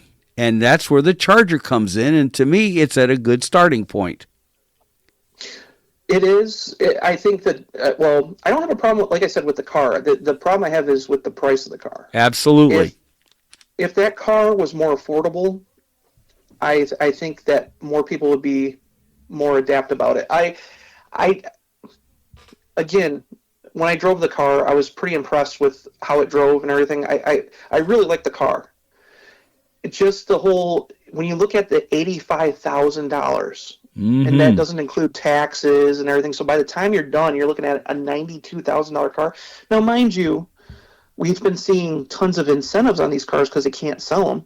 Yep. But still, $15,000 off, you're still paying $70,000 for one of these cars. It's still too much. The great thing about the Charger was, hey, we had a $30,000 model. We had a V8 that started at $35,000. There was flexibility. If they can bring the prices down on these cars, I think there would be a whole brotherhood of e-muscle, if you want to call it that. Yep. No problem. I just think right now that if they can make this car more affordable, yeah, I don't see a problem with EVs. I really don't. I'm not an EV person. To me, that's just my preference, but I don't have a problem with them. I don't either.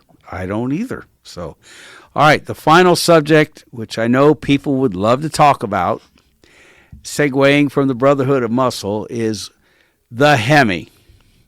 Mm-hmm. And the thing is, what I'm seeing so far is, well, number one, I always thought Carlos Tavares, what he was doing in the latter days of his time there, was he is setting himself up for a huge profit check like he had the year before.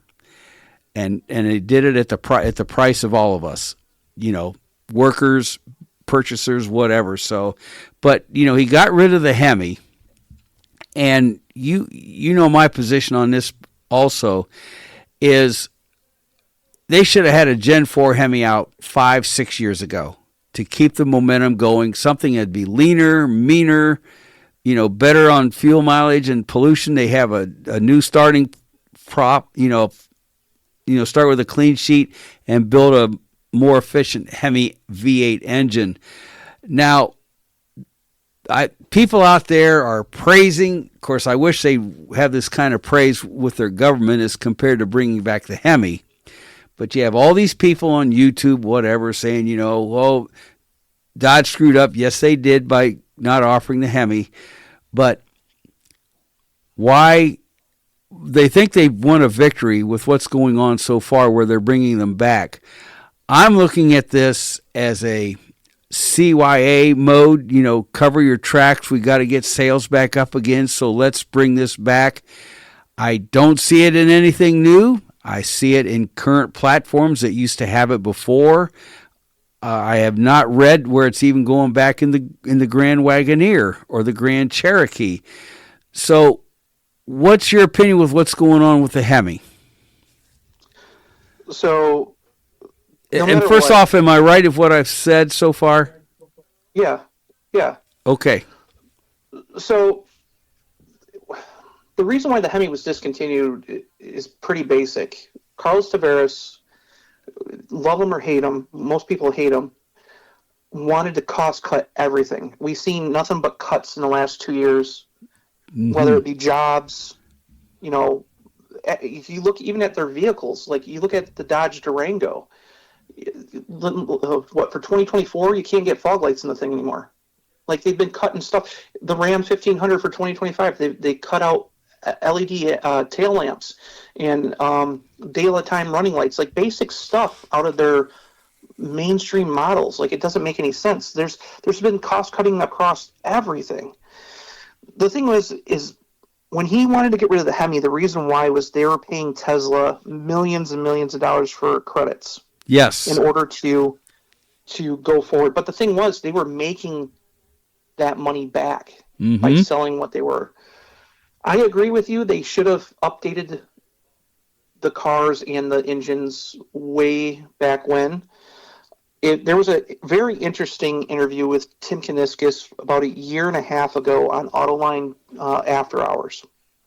You might remember it. Yes. He was talking about, there was a point in 2018 when they basically sat down and said, hey, do we go to a new generation car and new engines or whatnot, or do we just keep pushing forward? And the easiest way was to push forward with what they had. So that's why we got the Demon, and that's why we got the Red Eyes and all that stuff, which has been great for, your whole brand marketing and all that stuff. Absolutely. But when Carlos Tavares comes in, he's you got to remember, this guy, he's Portuguese. Mm-hmm. He ran a French company. The biggest concern from what I've learned from people that worked at CTC was that when the French came in, they didn't understand how things worked at FCA, and they thought it was stupid. So, for example, when Sergio Marchionne, basically formed FCA, he understood that the European market is totally different than the North American market, but there are synergies going back and forth. So you can share platforms and stuff like that, but not every vehicle is going to work the same because people have different, wants and taste. So the North American market ran independently from the European market. Carlos didn't see that, and he's seen that Hemi, was basically a waste because they're spending all this money on credits. Now, if you don't know much about the Hurricane engines, the first time we ever heard about the Hurricane, if you go back and dig on WaltPar, the first time I ever wrote about the Hurricane engines was 2014 is when we found out about them. I was going to say, it was a long time ago. And its code name, still to this day, is GME T6. So GME means Global Medium Engine, and then turbocharged 6-cylinder. And a lot of people kind of like I said, they just look at this as a new engine. This engine was in development for a long time, and a lot of the Viper V10 people were working on this engine. A lot of the SRT engineers were working on this engine for years before it ever went into a product. So these engines were developed to be replacements for the 5.7 and the 6.4. And originally what we had heard back in 2018, 19, even before COVID, was they would offer these new inline sixes to replace like the RT and the Scat Pack cars. And then if you wanted a V8, you were going to be buying into an SRT car. So they would still have V8s, but they would have these new engines as well. So it made sense. But when he came in, he just wanted to cut everything. So the Hemi was pretty much gone. And when you use those as your halo vehicles and what you're known for, yeah, people, it's funny because Ford back in the, what was it, late 2000s, Ford launched the EcoBoost engines. Yep. And a lot of people couldn't believe that. Why would you want a small displacement turbocharged engine when you can have a big displacement V8? There's no replacement for displacement kind of deal. Yes. And now you look at Ford, look at their F-150s. Basically, you get the Coyote engine in the base work trucks and stuff. You can't get it in the top of line ones because they have their twin turbo V6s. That's right. Stellantis or FCA at the time was kind of following the same method. And these engines were always in the plans. People always think like the Hurricane is something forced on by Stellantis. It's not. These were always in the plans, all the way back to 2013. So if you hate the fact that there's inline sixes, this has been going on for years, a decade. Now that we have them in products, yeah, they outperform the V8s. The thing is, people are always going to want that V8 thing no matter what. I mean, I talked about it to you before we started having this conversation about the Hurricanes, and the one thing I don't like is you can't check the oil in it.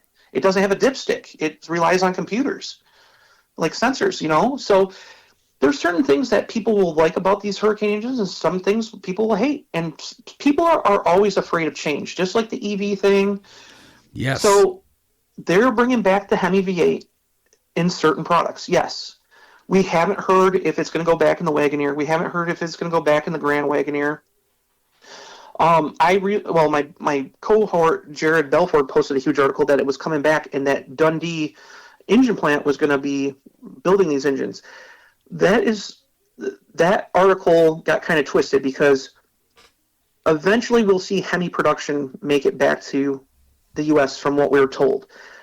Hemi production is already back in Mexico. I've gotten pictures from Saltillo North of them building Hemi engines already. Cool. So by this summer, you're going to be able to go get a Ram 1500 with a 5.7 liter Hemi V8. The thing is, because the Hurricane engines make so much more power, the Hemi's not going to be like it used to be. It's going to be the same engine, but why would you want to put a Hemi back in with less horsepower, less torque, compared to these new modern engines? So we're going to see Hemis come in, and what we've been told is the Hemis are going to be just like the Ford lineup. So you're going to get a tradesman with a possible Hemi and a bighorn with a possible Hemi. The rest probably won't get it. So there's going to be an option, but they're using it as a value engine because the tooling and everything for the Hemis paid off. They can offer it at a cheaper rate. If you look at buying a Ram 1500 tradesman and you have the Pentastar V6 in it, if you want to upgrade to that inline six, it's $2,695, where they can charge $1,500 for a Hemi V8.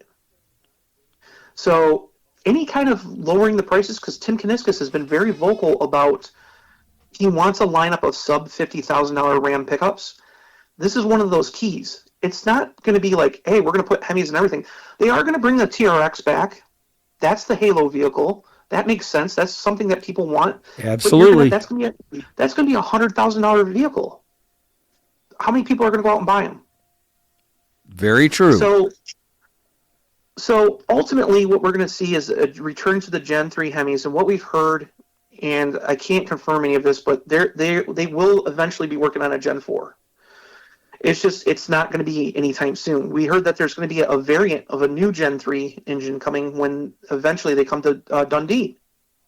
I've had people reach out to me from Dundee saying, hey, they're not going to build the Hemis here. We've had multiple sources tell us that they will eventually be built in the U.S. So that's a positive. We haven't had a Hemi V8 built in the U.S. since 1971. Wow. So okay, you're going to have eventually you'll have an American truck with an American V8 in it. So that's cool. Absolutely. And there's talk. I mean, we kind of broke it on Mopar Insiders that the new Charger. I mean, obviously we talked about the Daytona quite a bit today and how it's been a kind of a sales flop. They are going to. They originally told us that they couldn't put a V8 in the Charger, that they would have to do a huge changeover. So basically they'd have to change the strut towers. They would have to put a new firewall in, all this stuff. Now we're hearing from what we've heard from our sources that it's not as bad as what they thought, and that we will have a Hemi car probably introduced sometime late 2026. Wow, that So fast. Okay. So when you say they're doing it to reverse sales, you're 100% right.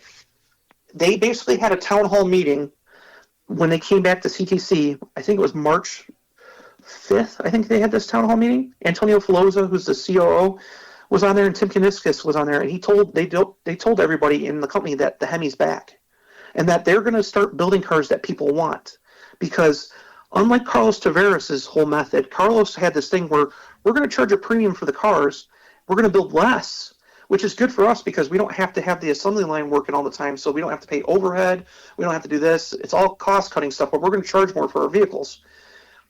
Where now they're looking back at how it was back in the FCA days, where it's about volume. We want to crank out vehicles, we want to sell vehicles, we want to make money. So that's the whole method, and they're putting a ton of money down on doing this method. So will it work? Probably, because people want that Hemi V8 back. The thing is the Hurricane engines, honestly, on paper, they're way better. 15% more fuel efficient, way more horsepower, way smoother engines. I drove the new Ram 1500 RHO about a month ago.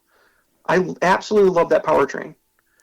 So the RHO to me makes more common sense if you want to go off-roading anyways. Well, I drove the TRX. The RHO is the same truck. It's the same suspension, same everything. You have 250 pounds less weight over the front axle, so it doesn't nosedive as bad. The TRX is more fun. It's faster, but you're getting single-digit, fuel economy, and you're always filling it up. And those trucks come standard with a 33-gallon fuel tank, so you're putting a lot of fuel in it. The RHO, 540 horsepower is no slouch. I would put that RHO up against my 2023 300C with the 6.4 Hemi in it, and I guarantee that the RHO would beat it, no problem. Even if it weighed more, that engine's got tons of power. And overall, I got 14.5 miles a gallon with it in an off-road truck that's lifted. Jeez, so that's excellent. That's not bad at all. And that was mixed driving. That was city driving, highway driving it not like, I'm trying to get the best fuel economy out of it. So there's a lot of possibilities with the Hurricane engines. I think once they get in the cars, because right now they're in the trucks and we've seen them in the Wagoneers, the aftermarket really hasn't had a lot of time to play with them.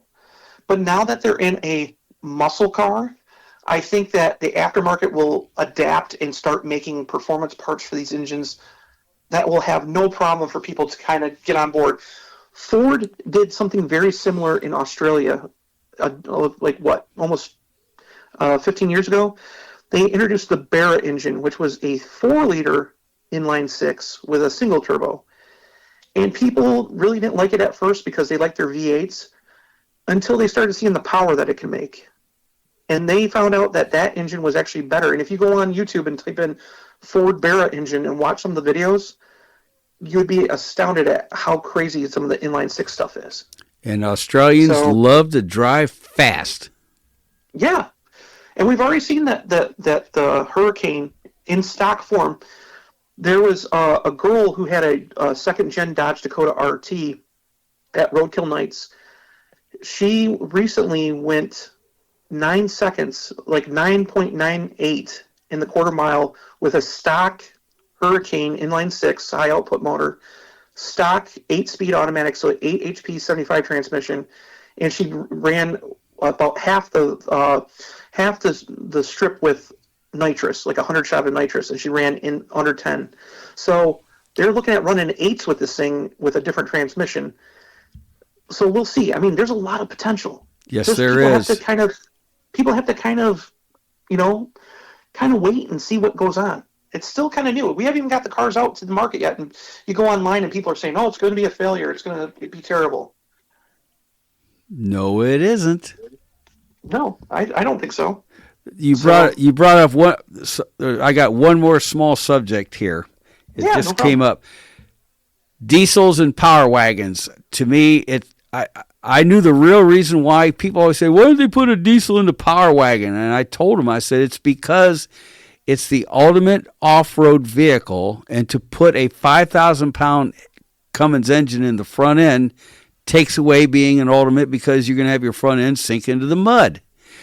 Are they still thinking on? There was an article I read somewhere, it might have been you, but are they really thinking about putting a diesel in a Power Wagon?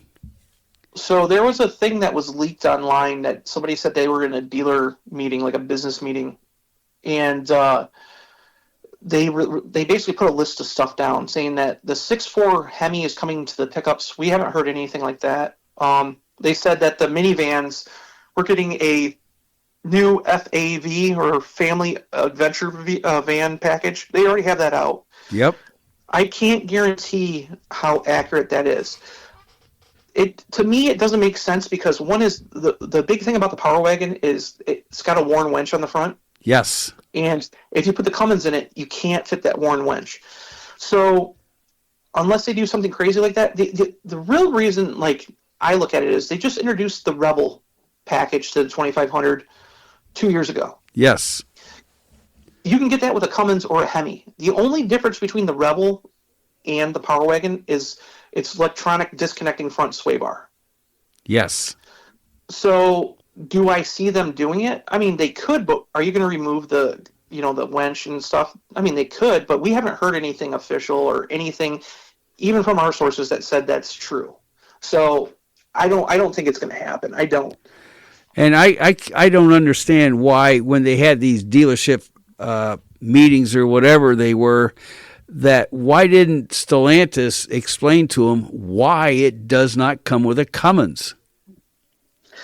Because a lot of these people that do these dealer center meetings and stuff like that, they're not car people. They're business people. They don't know a whole lot of stuff. I mean, they're honestly, that's one of the biggest reasons why. They know the industry, like how to sell cars, but again, like I said, when you worked at a dealership, and the people that know how to sell cars are the ones that don't know a lot about it, because that's they right. don't know a lot of cars. So I'm sure that's one of the reasons why. I just find it. I just find that list kind of. A lot of the stuff that was on that list we already knew, and a lot of the stuff is just kind of, I think, fluff. I think somebody just posted that online. That's the problem with the internet. Like, you find stuff all the time, that is kind of like BS, and you don't know what to believe. And with Mopar Insiders, we really try to do our research, and we don't really post anything unless we really know about it. And we don't try to throw our sources under the bus, because obviously they're telling us confidential, like we want to make sure that they keep their jobs and stuff. Absolutely. But we try to post stuff that backs it up. But again, yeah, like that recent article that Jared posted with the Hemi not going to Dundee. Yeah, we're going to be doing an article that kind of corrects that. But according to what we're hearing, it will eventually get there. It's just not right now. It's all about, we need that engine now. We need to boost sales, because Ram sales were down 19% last year. So Stellantis is in a pickle. They have poor sales. We just seen that they're 18% down year over year for the first quarter. We've seen, and that's just for the U.S. We've seen, all the brands are pretty much down. Dodge is down desperately. And a lot of people complain that there's nothing happening with the Chrysler brand, and that Chrysler's dead. And Scott, let me tell you something. A lot of people, I'm so sick and tired of hearing the negativity about Chrysler. Like, oh, the brand's dead. They're going to sell it. They're going to do this. Chrysler sold 122,000 units in the U.S. last year. Okay? Dodge has 4 vehicles. They sold 140,000 units. That minivan is still hot, and they will constantly say, oh yeah, Chrysler's dead. It's not dead. They've basically stalled out from what they're going to do for the future right now. We're going to see something officially soon, hopefully, because it's Chrysler's 100th birthday this year. That's right. And we haven't seen them even put a 100th anniversary badge on any minivan, which doesn't make any sense to me. But there's going to be stuff coming. It's just, again, right now, we talk about transition. Carlos Tavares has gone in since December. Now we're seeing all this switch over.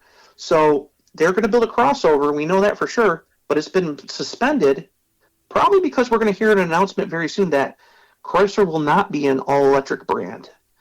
I'm just saying that. A lot of people said, oh, yeah, they haven't brought any product out since 2017. There's a reason why. They have to fix the issues that they have now.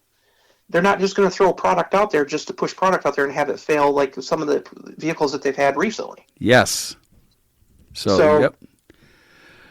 Well, all right. Well, Robert, we have been doing this for almost 2 hours, an hour and 50 minutes. And it's all been great and fun. I do so much appreciate you being on the WaltPar Podcast today. Yeah. Thanks for having me, Scott. You betcha. So have yourself a good one, sir. Tell everybody on social media where they can go. And you've got a lot of different places to go. Well, for MoparInsiders.com is probably the best one, obviously. And we have other sites too, 5th Gen Rams, HD Rams. And you guys can follow me on my new, I started a channel for my 300C, and it's kind of become kind of like a behind the scenes to Mopar Insiders kind of thing. We're going to be doing car events. You can go on there and see. My dad recently purchased that 1979 Chrysler 300. Cool. So that's going to be on there. We're going to be doing a whole bunch of different car events, going to the Chrysler Nationals soon, so this summer. So there's going to be a lot of content on that. But if you go to the Mopar Junkie on YouTube, I post a video almost every day on there. So kind of get a behind-the-scenes look behind what I see into what's in the world of Mopar. So, okay, all right, and I know you're on X, you're on Threads at Mopar Insiders. Yep. And are you on Blue Sky or not? Not yet. No. Okay, all right. So there's plenty of places to find Robert, and his articles are always interesting. Gives his sources where they are, and other than that, it's what he produces himself and does the research on. So, very thought-provoking. Go back in time, current news, MoparInsiders.com. Robert S. Miller, thank you so much for joining me on the WaltPar Podcast, and hopefully we'll talk to you soon. Awesome, Scott. Thank you. You bet. Take care. Bye. Well, what'd you think of that conversation? Here's the thing. Are we rolling? Yes, we are. I'm sorry. Let's start this over. Okay, we're back from the conversation. I hope you enjoyed it very much as I did. I learned a lot. I hope you did too. 2 things to backtrack on from what I did earlier today.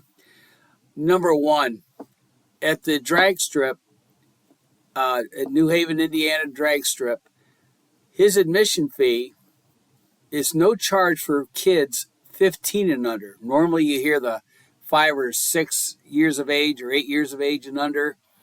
He does it at 15 and under because what he's doing is he wants to bring the adults out where the expense is down, bringing their kids so that they can get introduced to drag racing. So please, that's why he does it. It's because he wants to get kids interested in cars, and I don't blame him for that. And that's at the New Hope, Indiana Dragway, Speeds New Hope, Indiana Dragway. Admission fee, 15 and under free. That way it's his way of introducing the youth of America to the fun of cars that all of us enjoy.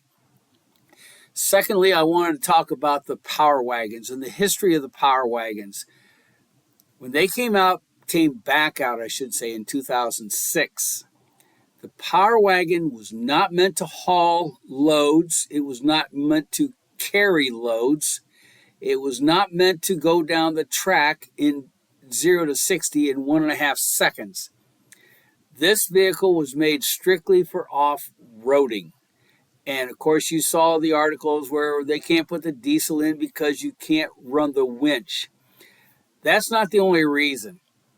That Cummins diesel engine weighs 5,000 pounds.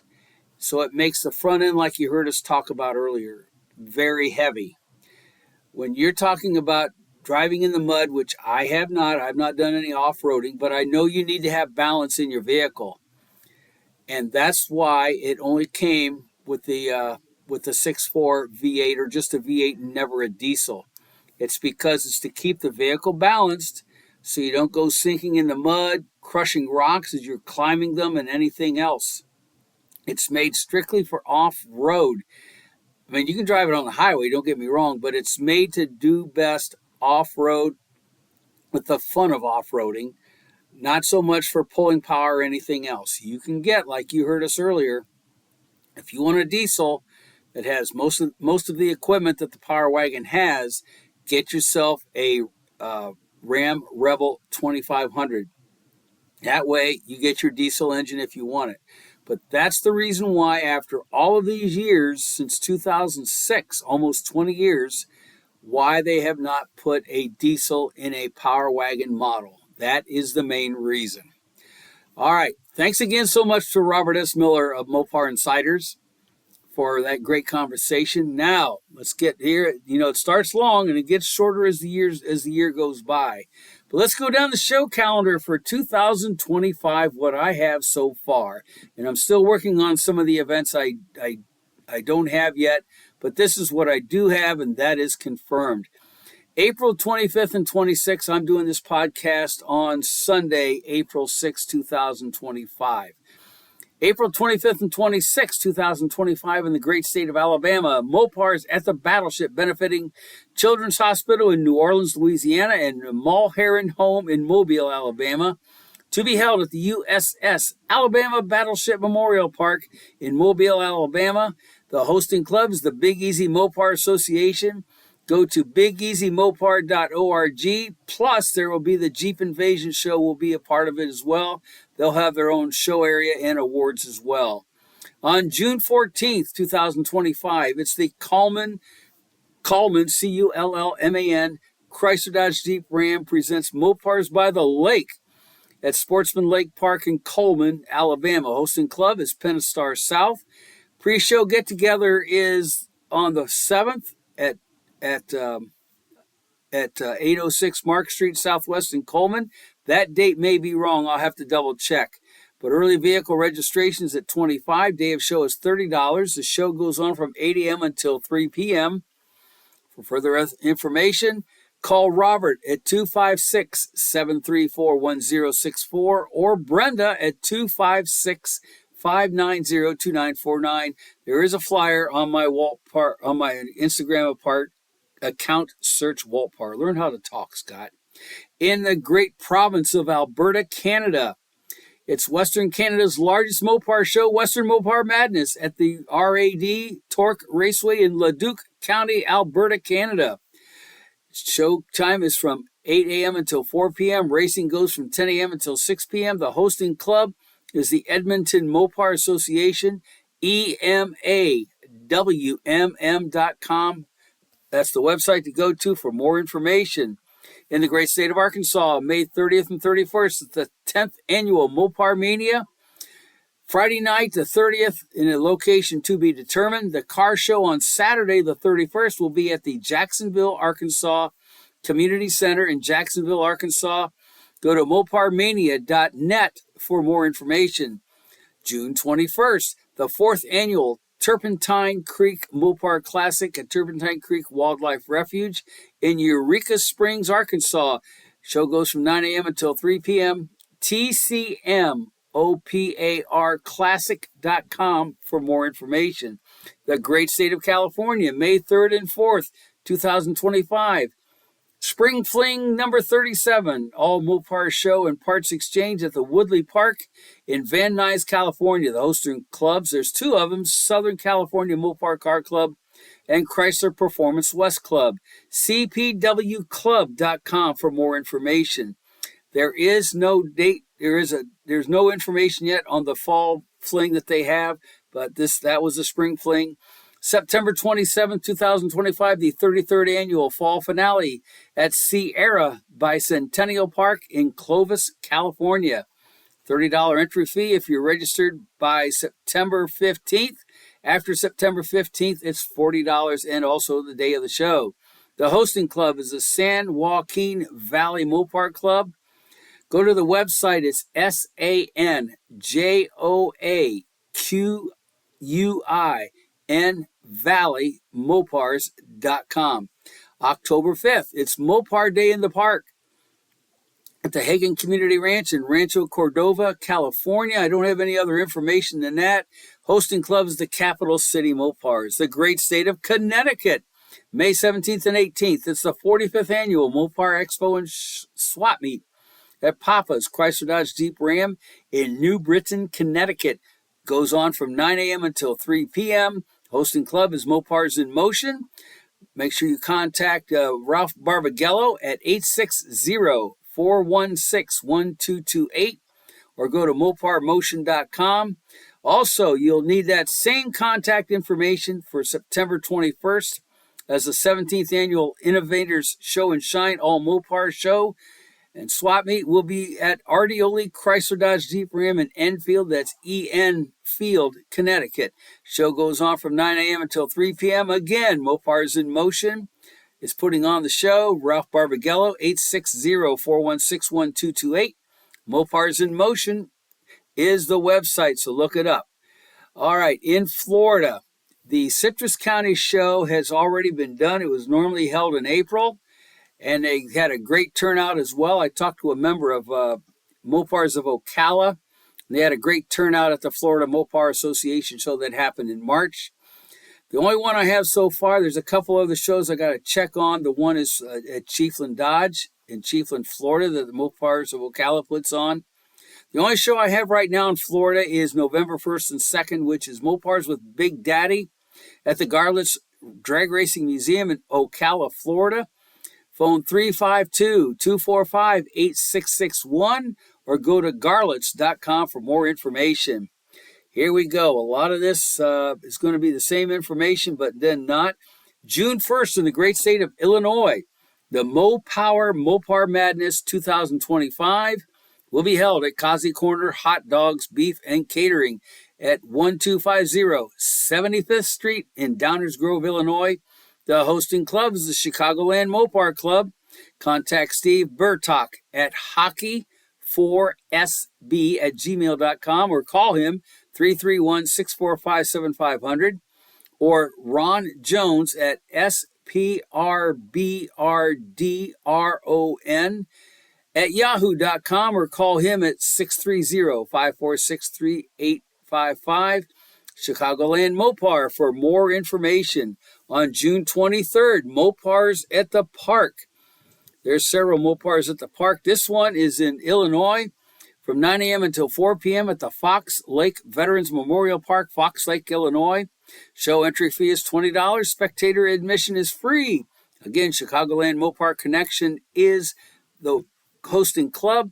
Contact Bruce at GOTT4528@comcast.net or dial him at 630-272-1442 or again, ChicagolandMopar.com. And also the big event in Belvedere, Illinois. July 19th will be the Midwest Charger Meet for 2025. And on July 20th, two events all in the same area, Mopar Modern Muscle Meet and the Belvedere Mopar Happening 2025 will all be happening between 8 a.m. until 3 p.m. at the Boone County Fairgrounds in Belvedere, Illinois. The hosting club again, Chicagoland Mopar Connection. Contact for this event, the Charger Show, which is the 19th. Contact Scott at sssp@sbcglobal.net or call him at 708-254-0237. And the other events, call Roger or email Roger at cmcrvc@comcast.net or call him up at 815-262-6311. ChicagolandMopar.com is the address to give him a call and find out what's going on, and they can get you all set up with that. The next event coming up, as I mess around with my computer mouse, September 7th, 2025, it's a 618 Mopar Meet at the Lake at North Markham Beach in Benton, Illinois. The hosting club is 618 Mopar Club. I have no other contact information for that. Again, in Indiana, the only show we have now, because the big cylinder head swap meet is now over from February. The only other show I have is, again, the 5th annual Speeds Mopar Day at Speeds New Hope, Indiana Dragway in Spencer, Indiana. The car show itself goes on, and drag racing goes on from 11 a.m. till 5 p.m. If you want further information, you can dial 317-410-4705. And please keep in mind, the owner has a full-time job, so he'll probably get back with you when he's done with work. He did with me right away. I enjoyed that. I appreciated that very much for him. The email address I have so far, because they have no website, is Speeds New Hope Indiana Dragway at gmail.com. In the great state of Iowa, June 7th, Mopar Max 2025 Special Mopar Race at Cedar Falls Motorsports Park in Cedar Falls, Iowa. The flyer, I think, is on my Instagram account, but don't count me on that. But that show is coming up August 3rd, Mopar Day at Humboldt County Dragway in Humboldt County in Humboldt, Iowa. Hosting club is the North Iowa Mopars. Search Mopar Max on Facebook for that one. And the next one coming up, and this is another Chicagoland Mopar show, on August 24th, it's Mopars on the Mississippi 2025 Car Show and Swap Meet at the Dubuque County Fairgrounds in Dubuque, Iowa, from 8 a.m. until 3 p.m. Again, the hosting club, Chicagoland Mopar Connections. Contact Rick at rickathy1953 or call them at 815-930-1776. That's for show information. For swap meet information, please call Ron Barton at 563-588-4585 or go to chicagolandmopar.com. In the great state of Kansas, June 21st, the 40th annual All Mopar Meet at Sedgwick County Park in Wichita, Kansas. Goes on from 9 a.m. till 3 p.m. Car entry fee at the gate is $25. The hosting club is the Wichita Area Mopars. Search Wichita Area Mopar on Facebook. The great state of Kentucky, May 3rd, 2025, the 30th annual Southern Classic in conjunction with the High Performance Incorporated and Drive Shaft Shop Modern Street Heavy Shootout Series presented by Sipples Speed and Performance.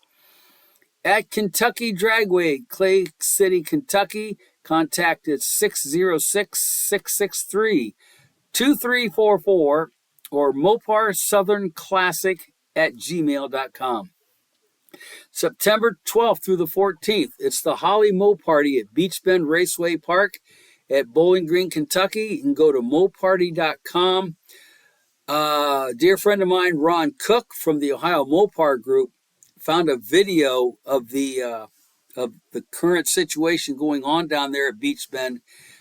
They got hit like a lot of areas south of us here in Ohio. They got hit very hard with rain. They did have some major flooding in certain areas of the whole park. They did a drone video. That's what he based that off on. But, you know, the show's clear back in September, but still, there's an awful lot of work to get done and an awful lot of cleanup. So it's going to take a while, but hopefully they'll still have it.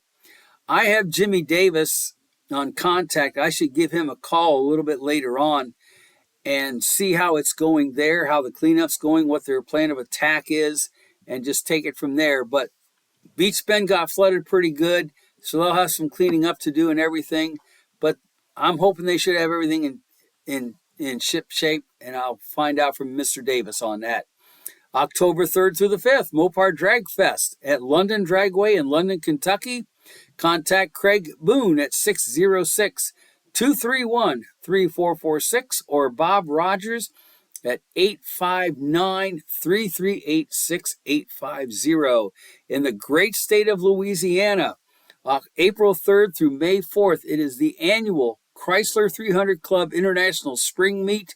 It will be hosted by Mark Artall and Kelly LeBlanc in Lafayette, Louisiana. The host hotel is the Hilton Garden Inn in Lafayette, Louisiana. Contact Kelly at Kelly12, LEBLANC, or Kelly12LeBlanc at gmail.com, or call her at 337-581-9995, or go to Chrysler300Club.com. In the great state of Maryland, and the rain date on May 3rd with the rain date of May 4th will be the Mid-Atlantic Mopar Meet at the Mason-Dixon Dragway in Bonesboro, Maryland. If If you're a fan of Motor Week, that is where they do their test driving with their 0 to 60 times, the 0 to 60 stops, and the slalom. That's the same drag strip, so check that out. See where they race the cars for Motor Week, as well as all the great Mopars at Mason-Dixon Dragway in Boonesboro, Maryland. October 18th, it's the Mopar Eastern Classic, and King of Street heads up Mopar Racing at Maryland International Raceway, Mechanicsville, Maryland. It's part of the Modern Street Hemi Shootout Weekend. Website, goracemir.com. Why is this not working? Come on. There we go. In Massachusetts, April 27th, the first annual Metro Chrysler Dodge Jeep Ram Mopar Show will be held in Chicopee, Massachusetts from 9 a.m. until 3 p.m. Rain or shine, hosting club, Mopars in Motion. Ralph Barbagallo, call him at 860-416-1228. Go to moparinmotion.com. And I think that flyer is on my Instagram account if you want to check it out. So let's see here. There we go. Come on. All right. Now we're up to the great state of Michigan. May 4th, 2025, the 26th annual North Oakland Mopar Muscle Club All Mopar Show and Swap Meet will be held from 8 a.m. until 3 p.m. at the Packard Proving Grounds in Shelby Township, Michigan. Hosting club is the North Oakland Mopar Muscle Club. Find them on Facebook at that same name at North Oakland Mopar Muscle, or their website, northoaklandmoparmuscle.com.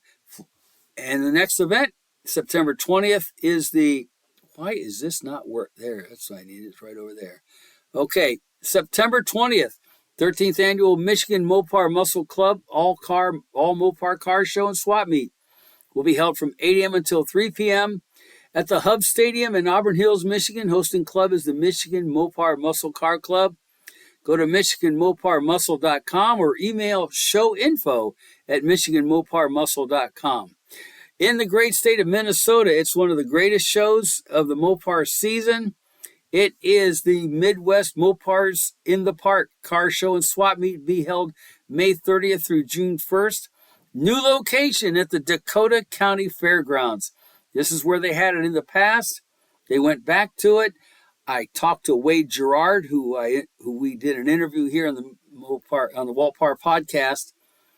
The reason is they got the lanes that go up to the park itself paved, so it's good to go. Hosting club, of course, is the Midwest Mopars. And you can go to their website at Midwest Mopars at middletwin.com. And hope that should be another great show there. In the great state of Mississippi, the second Mopar Showdown at Champion Gulfport, Chrysler Dodge Jeep Ram in Gulfport, Mississippi. Champion Chrysler Dodge Mississippi.com for more information. October 9th, it's Mopars in Da Bay at Bay St. Louis, Mississippi. Hosting club again is the Big Easy Mopar Association, bigeasymopar.org. And I don't know who this person is or place, but dial 504-512-0367 for more information. In the great state of Missouri, October 18th and 19th, 2025, the St. Louis Mopar Blast will be held at Worldwide Technology Raceway in Madison, Illinois, hosted by Mopar Blast Incorporated, a registered 501c3 nonprofit. You can go to stlouismoparblast.com. It's actually on the Illinois side in Madison, Illinois, but I put it under Missouri because it is the St. Louis, Missouri area. So give them a chance on that. I think that was a change date because they used to have it in May. They have it now in October. So enjoy that out there in the St. Louis area in Madison, Illinois at Worldwide Technology Raceway. The great state of Nebraska, July 13th. It's the 10th annual Crazy Days Mopar Show and Shine at Plum Crazy Restorations in Fremont, Nebraska. That's all the information I have on that one. On July 20th, it is the third annual H&H Chrysler Dodge Jeep Ram All Mopar Show. That will be held again on July 20th. H&H in Papillon, Nebraska. Go to their Facebook and Instagram pages for more information or to go to hhjeep.com DodgeRam.com. That's in Papillon, a suburb of Omaha, Nebraska. September 6th, it's the 19th annual Mopar Mega Meet at the Papillon La Vista South High School Stadium in Papillon, Nebraska. So you can contact Dan for that event, 402-740-1054, or go to highimpactperformance.org. Rain date will be October 4th. In the great state of New Jersey, June 7th. Rain date would be June 8th. The Califons Mopar Show to benefit the Califon Veterans Memorial. Califon Island Park in Califon, New Jersey. CalifonCarshow.org. And go to head to that event. I want to back up on one. There was Mopars at the Barn. You didn't hear me mention that. That's up in Michigan.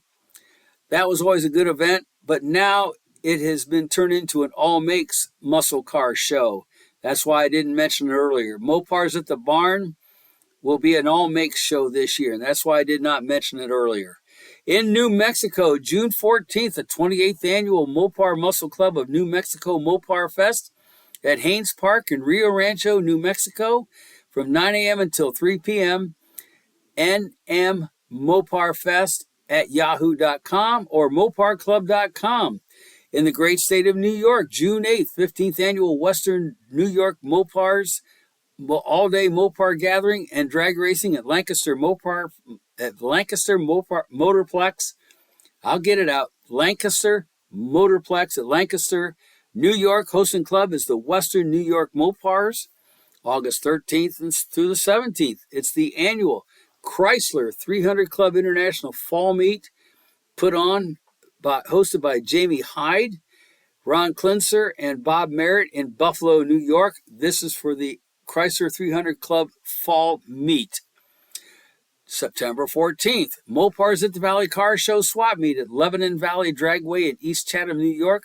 The hosting club is the Capital Area Mopars or Dragway.com. April 5th will be the Spring Mopars at the Rock at Rockingham Dragway in Rockingham, North Carolina. RockinghamDragway.com for more information. And if I'm not mistaken, that might be, let me go down a little bit further here. I got to go way down here. I'm thinking that is the same date as the Modern Street Hemi Shootout Show, Kentucky. Okay, I am wrong with that. That's with the fall. Okay, all right, let's go back up here to North Carolina. Here we are. So the Spring Mopars at the Rock will be just the show itself at Rockingham Dragway in Rockingham, North Carolina. RockinghamDragway.com for more information. May 10th, the 39th annual Piedmont Mopar Fun Run at Farmington Dragway in Mocksville, North Carolina. Hosting club is Piedmont Mopar Club, PiedmontMopar.com. November 15th, this is in conjunction with the Modern Street Hemi Shootout. Fall Mopars at the Rock at Rockingham Dragway in Rockingham, North Carolina.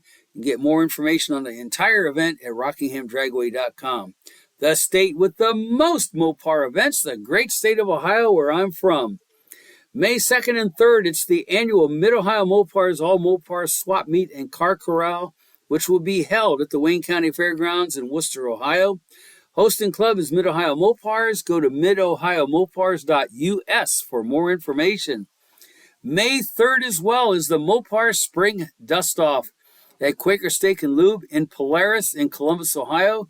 The hosting club is the All Modern Mopar Club, All Modern Mopars of Ohio.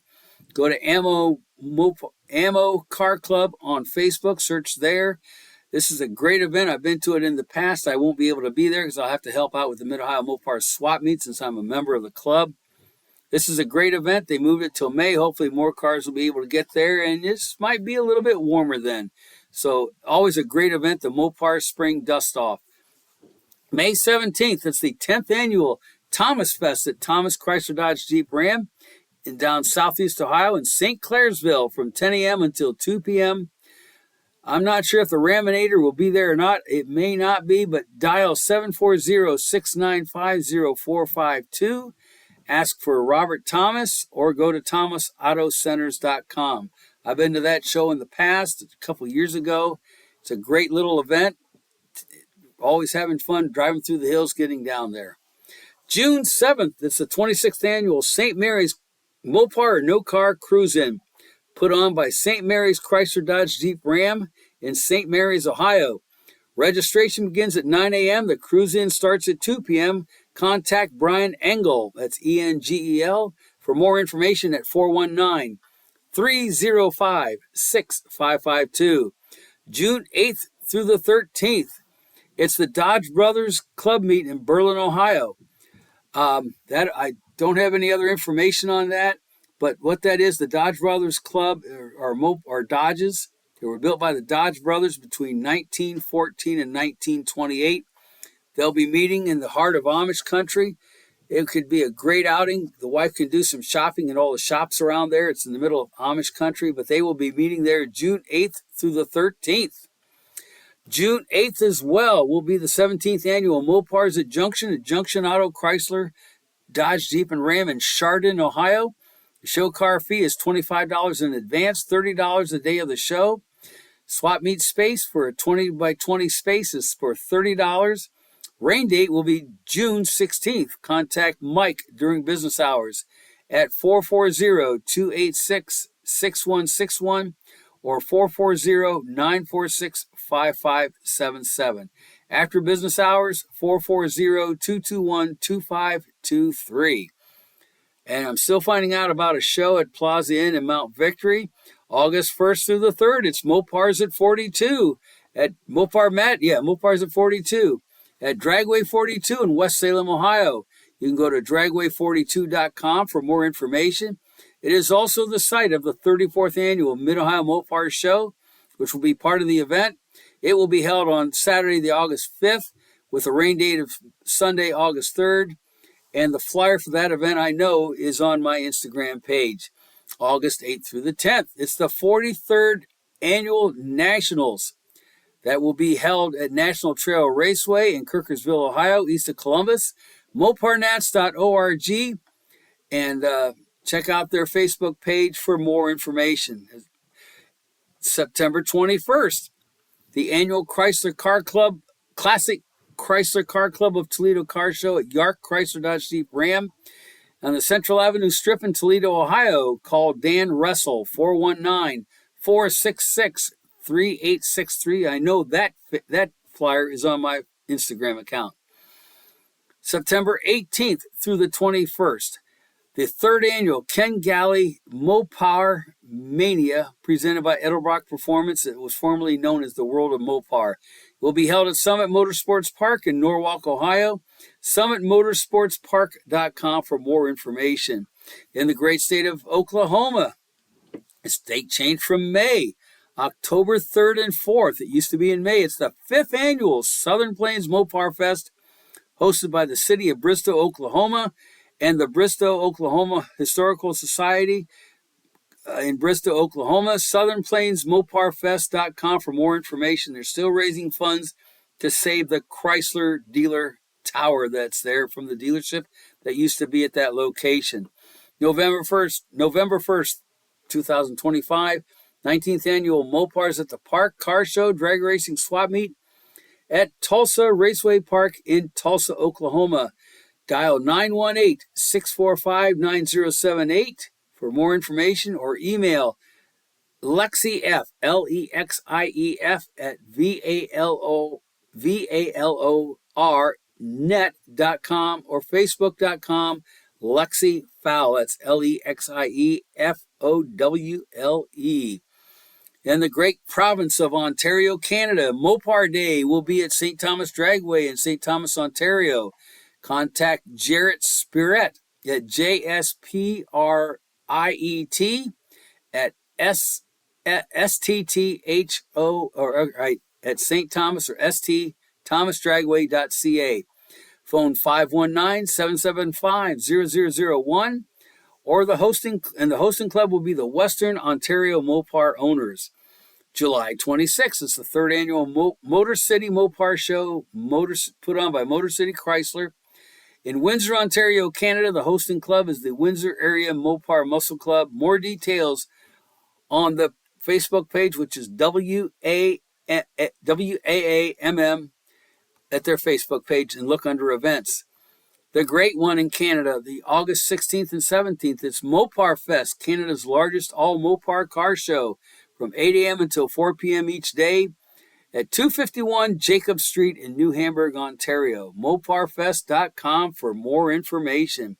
The great state of Oregon, August 3rd, it's the 40th annual Woodburn Drag Strip Mopar Nationals at the Woodburn Drag Strip in Woodburn, Oregon. WoodburnDragstrip.com or call 541-746-4620 for more information. In the great state of Pennsylvania, the Northeast Hemi Owners Club will have their spring meet in Butler, Pennsylvania on May 23rd through the 26th. And on June 1st, it's the 38th annual Lake Erie Tri-State Mopar Club All Mopar Car Show and Swap Meet from 8 a.m. until 4 p.m. at the Albion County Fairgrounds in Albion, Pennsylvania. The hosting club is the Lake Erie Tri-State Mopar Club. Look up LETS Mopar Club on Facebook or Let's Mopar Club at yahoo.com for more information. The All Mopar Show, hosted by the Lansdale Auto Group and Miss Mopar from 10 a.m. until 3 p.m. at the Lansdale Auto Group in Montgomeryville, Pennsylvania. The registration area opens up at 9 a.m. Go to allmoparshow.com for more information. And the big one, the biggest one of them all, July 11th through the 13th. It's Chrysler Carlisle Nationals at the Carlisle Fairgrounds in Carlisle, Pennsylvania. CarlisleEvents.com. This will also coincide with Plymouth Owners Club National Meet, which will be part of the 100-year anniversary of Chrysler. That will be held at Carlisle. PlymouthOwners.club is their website. And also, it's the national meet for the Walter P. Chrysler Club that year. That's part of the 100-year Chrysler anniversary celebration at Chrysler Carlisle's this year. So make sure you check that out. The Walter P. Chrysler Club National Meet will be there as well.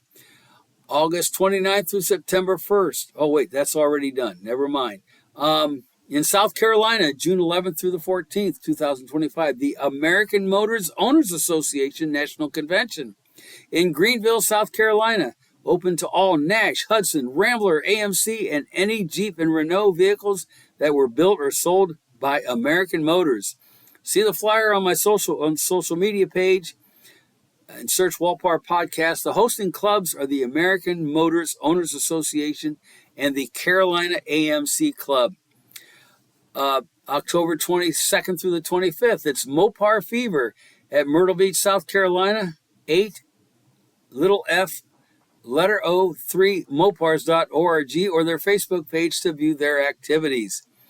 Now, I don't have any further information, but I do have the dates for Meet in the Mountains.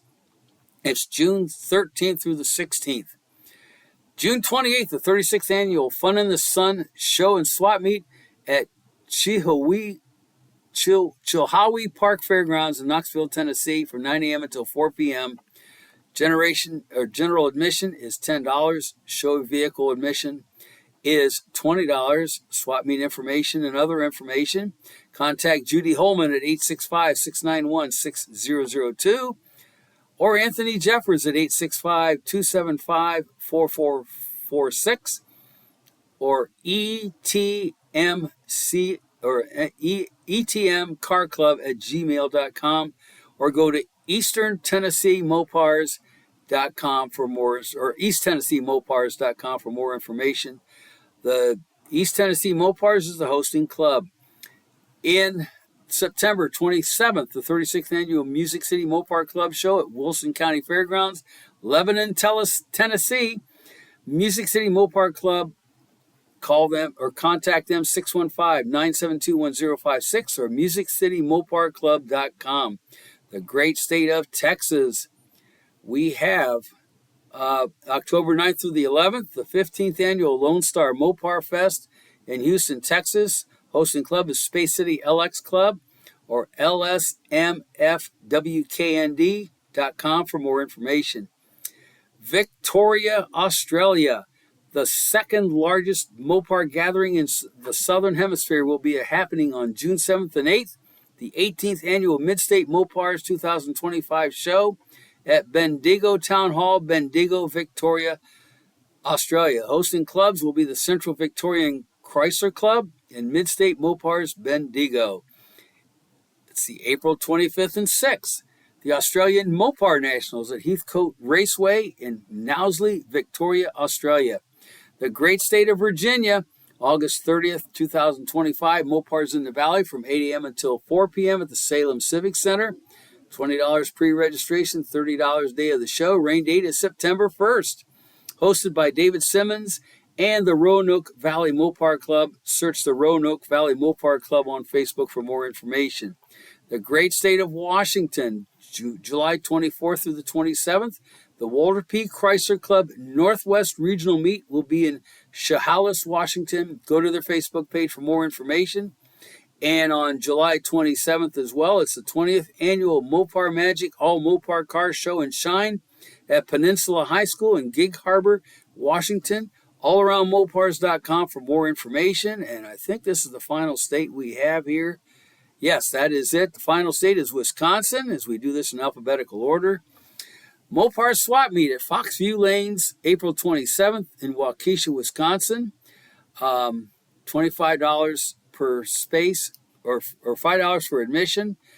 $25 for swap meet space. $10 for a car corral space. Hosting club is Wisconsin Mopar Muscle Club.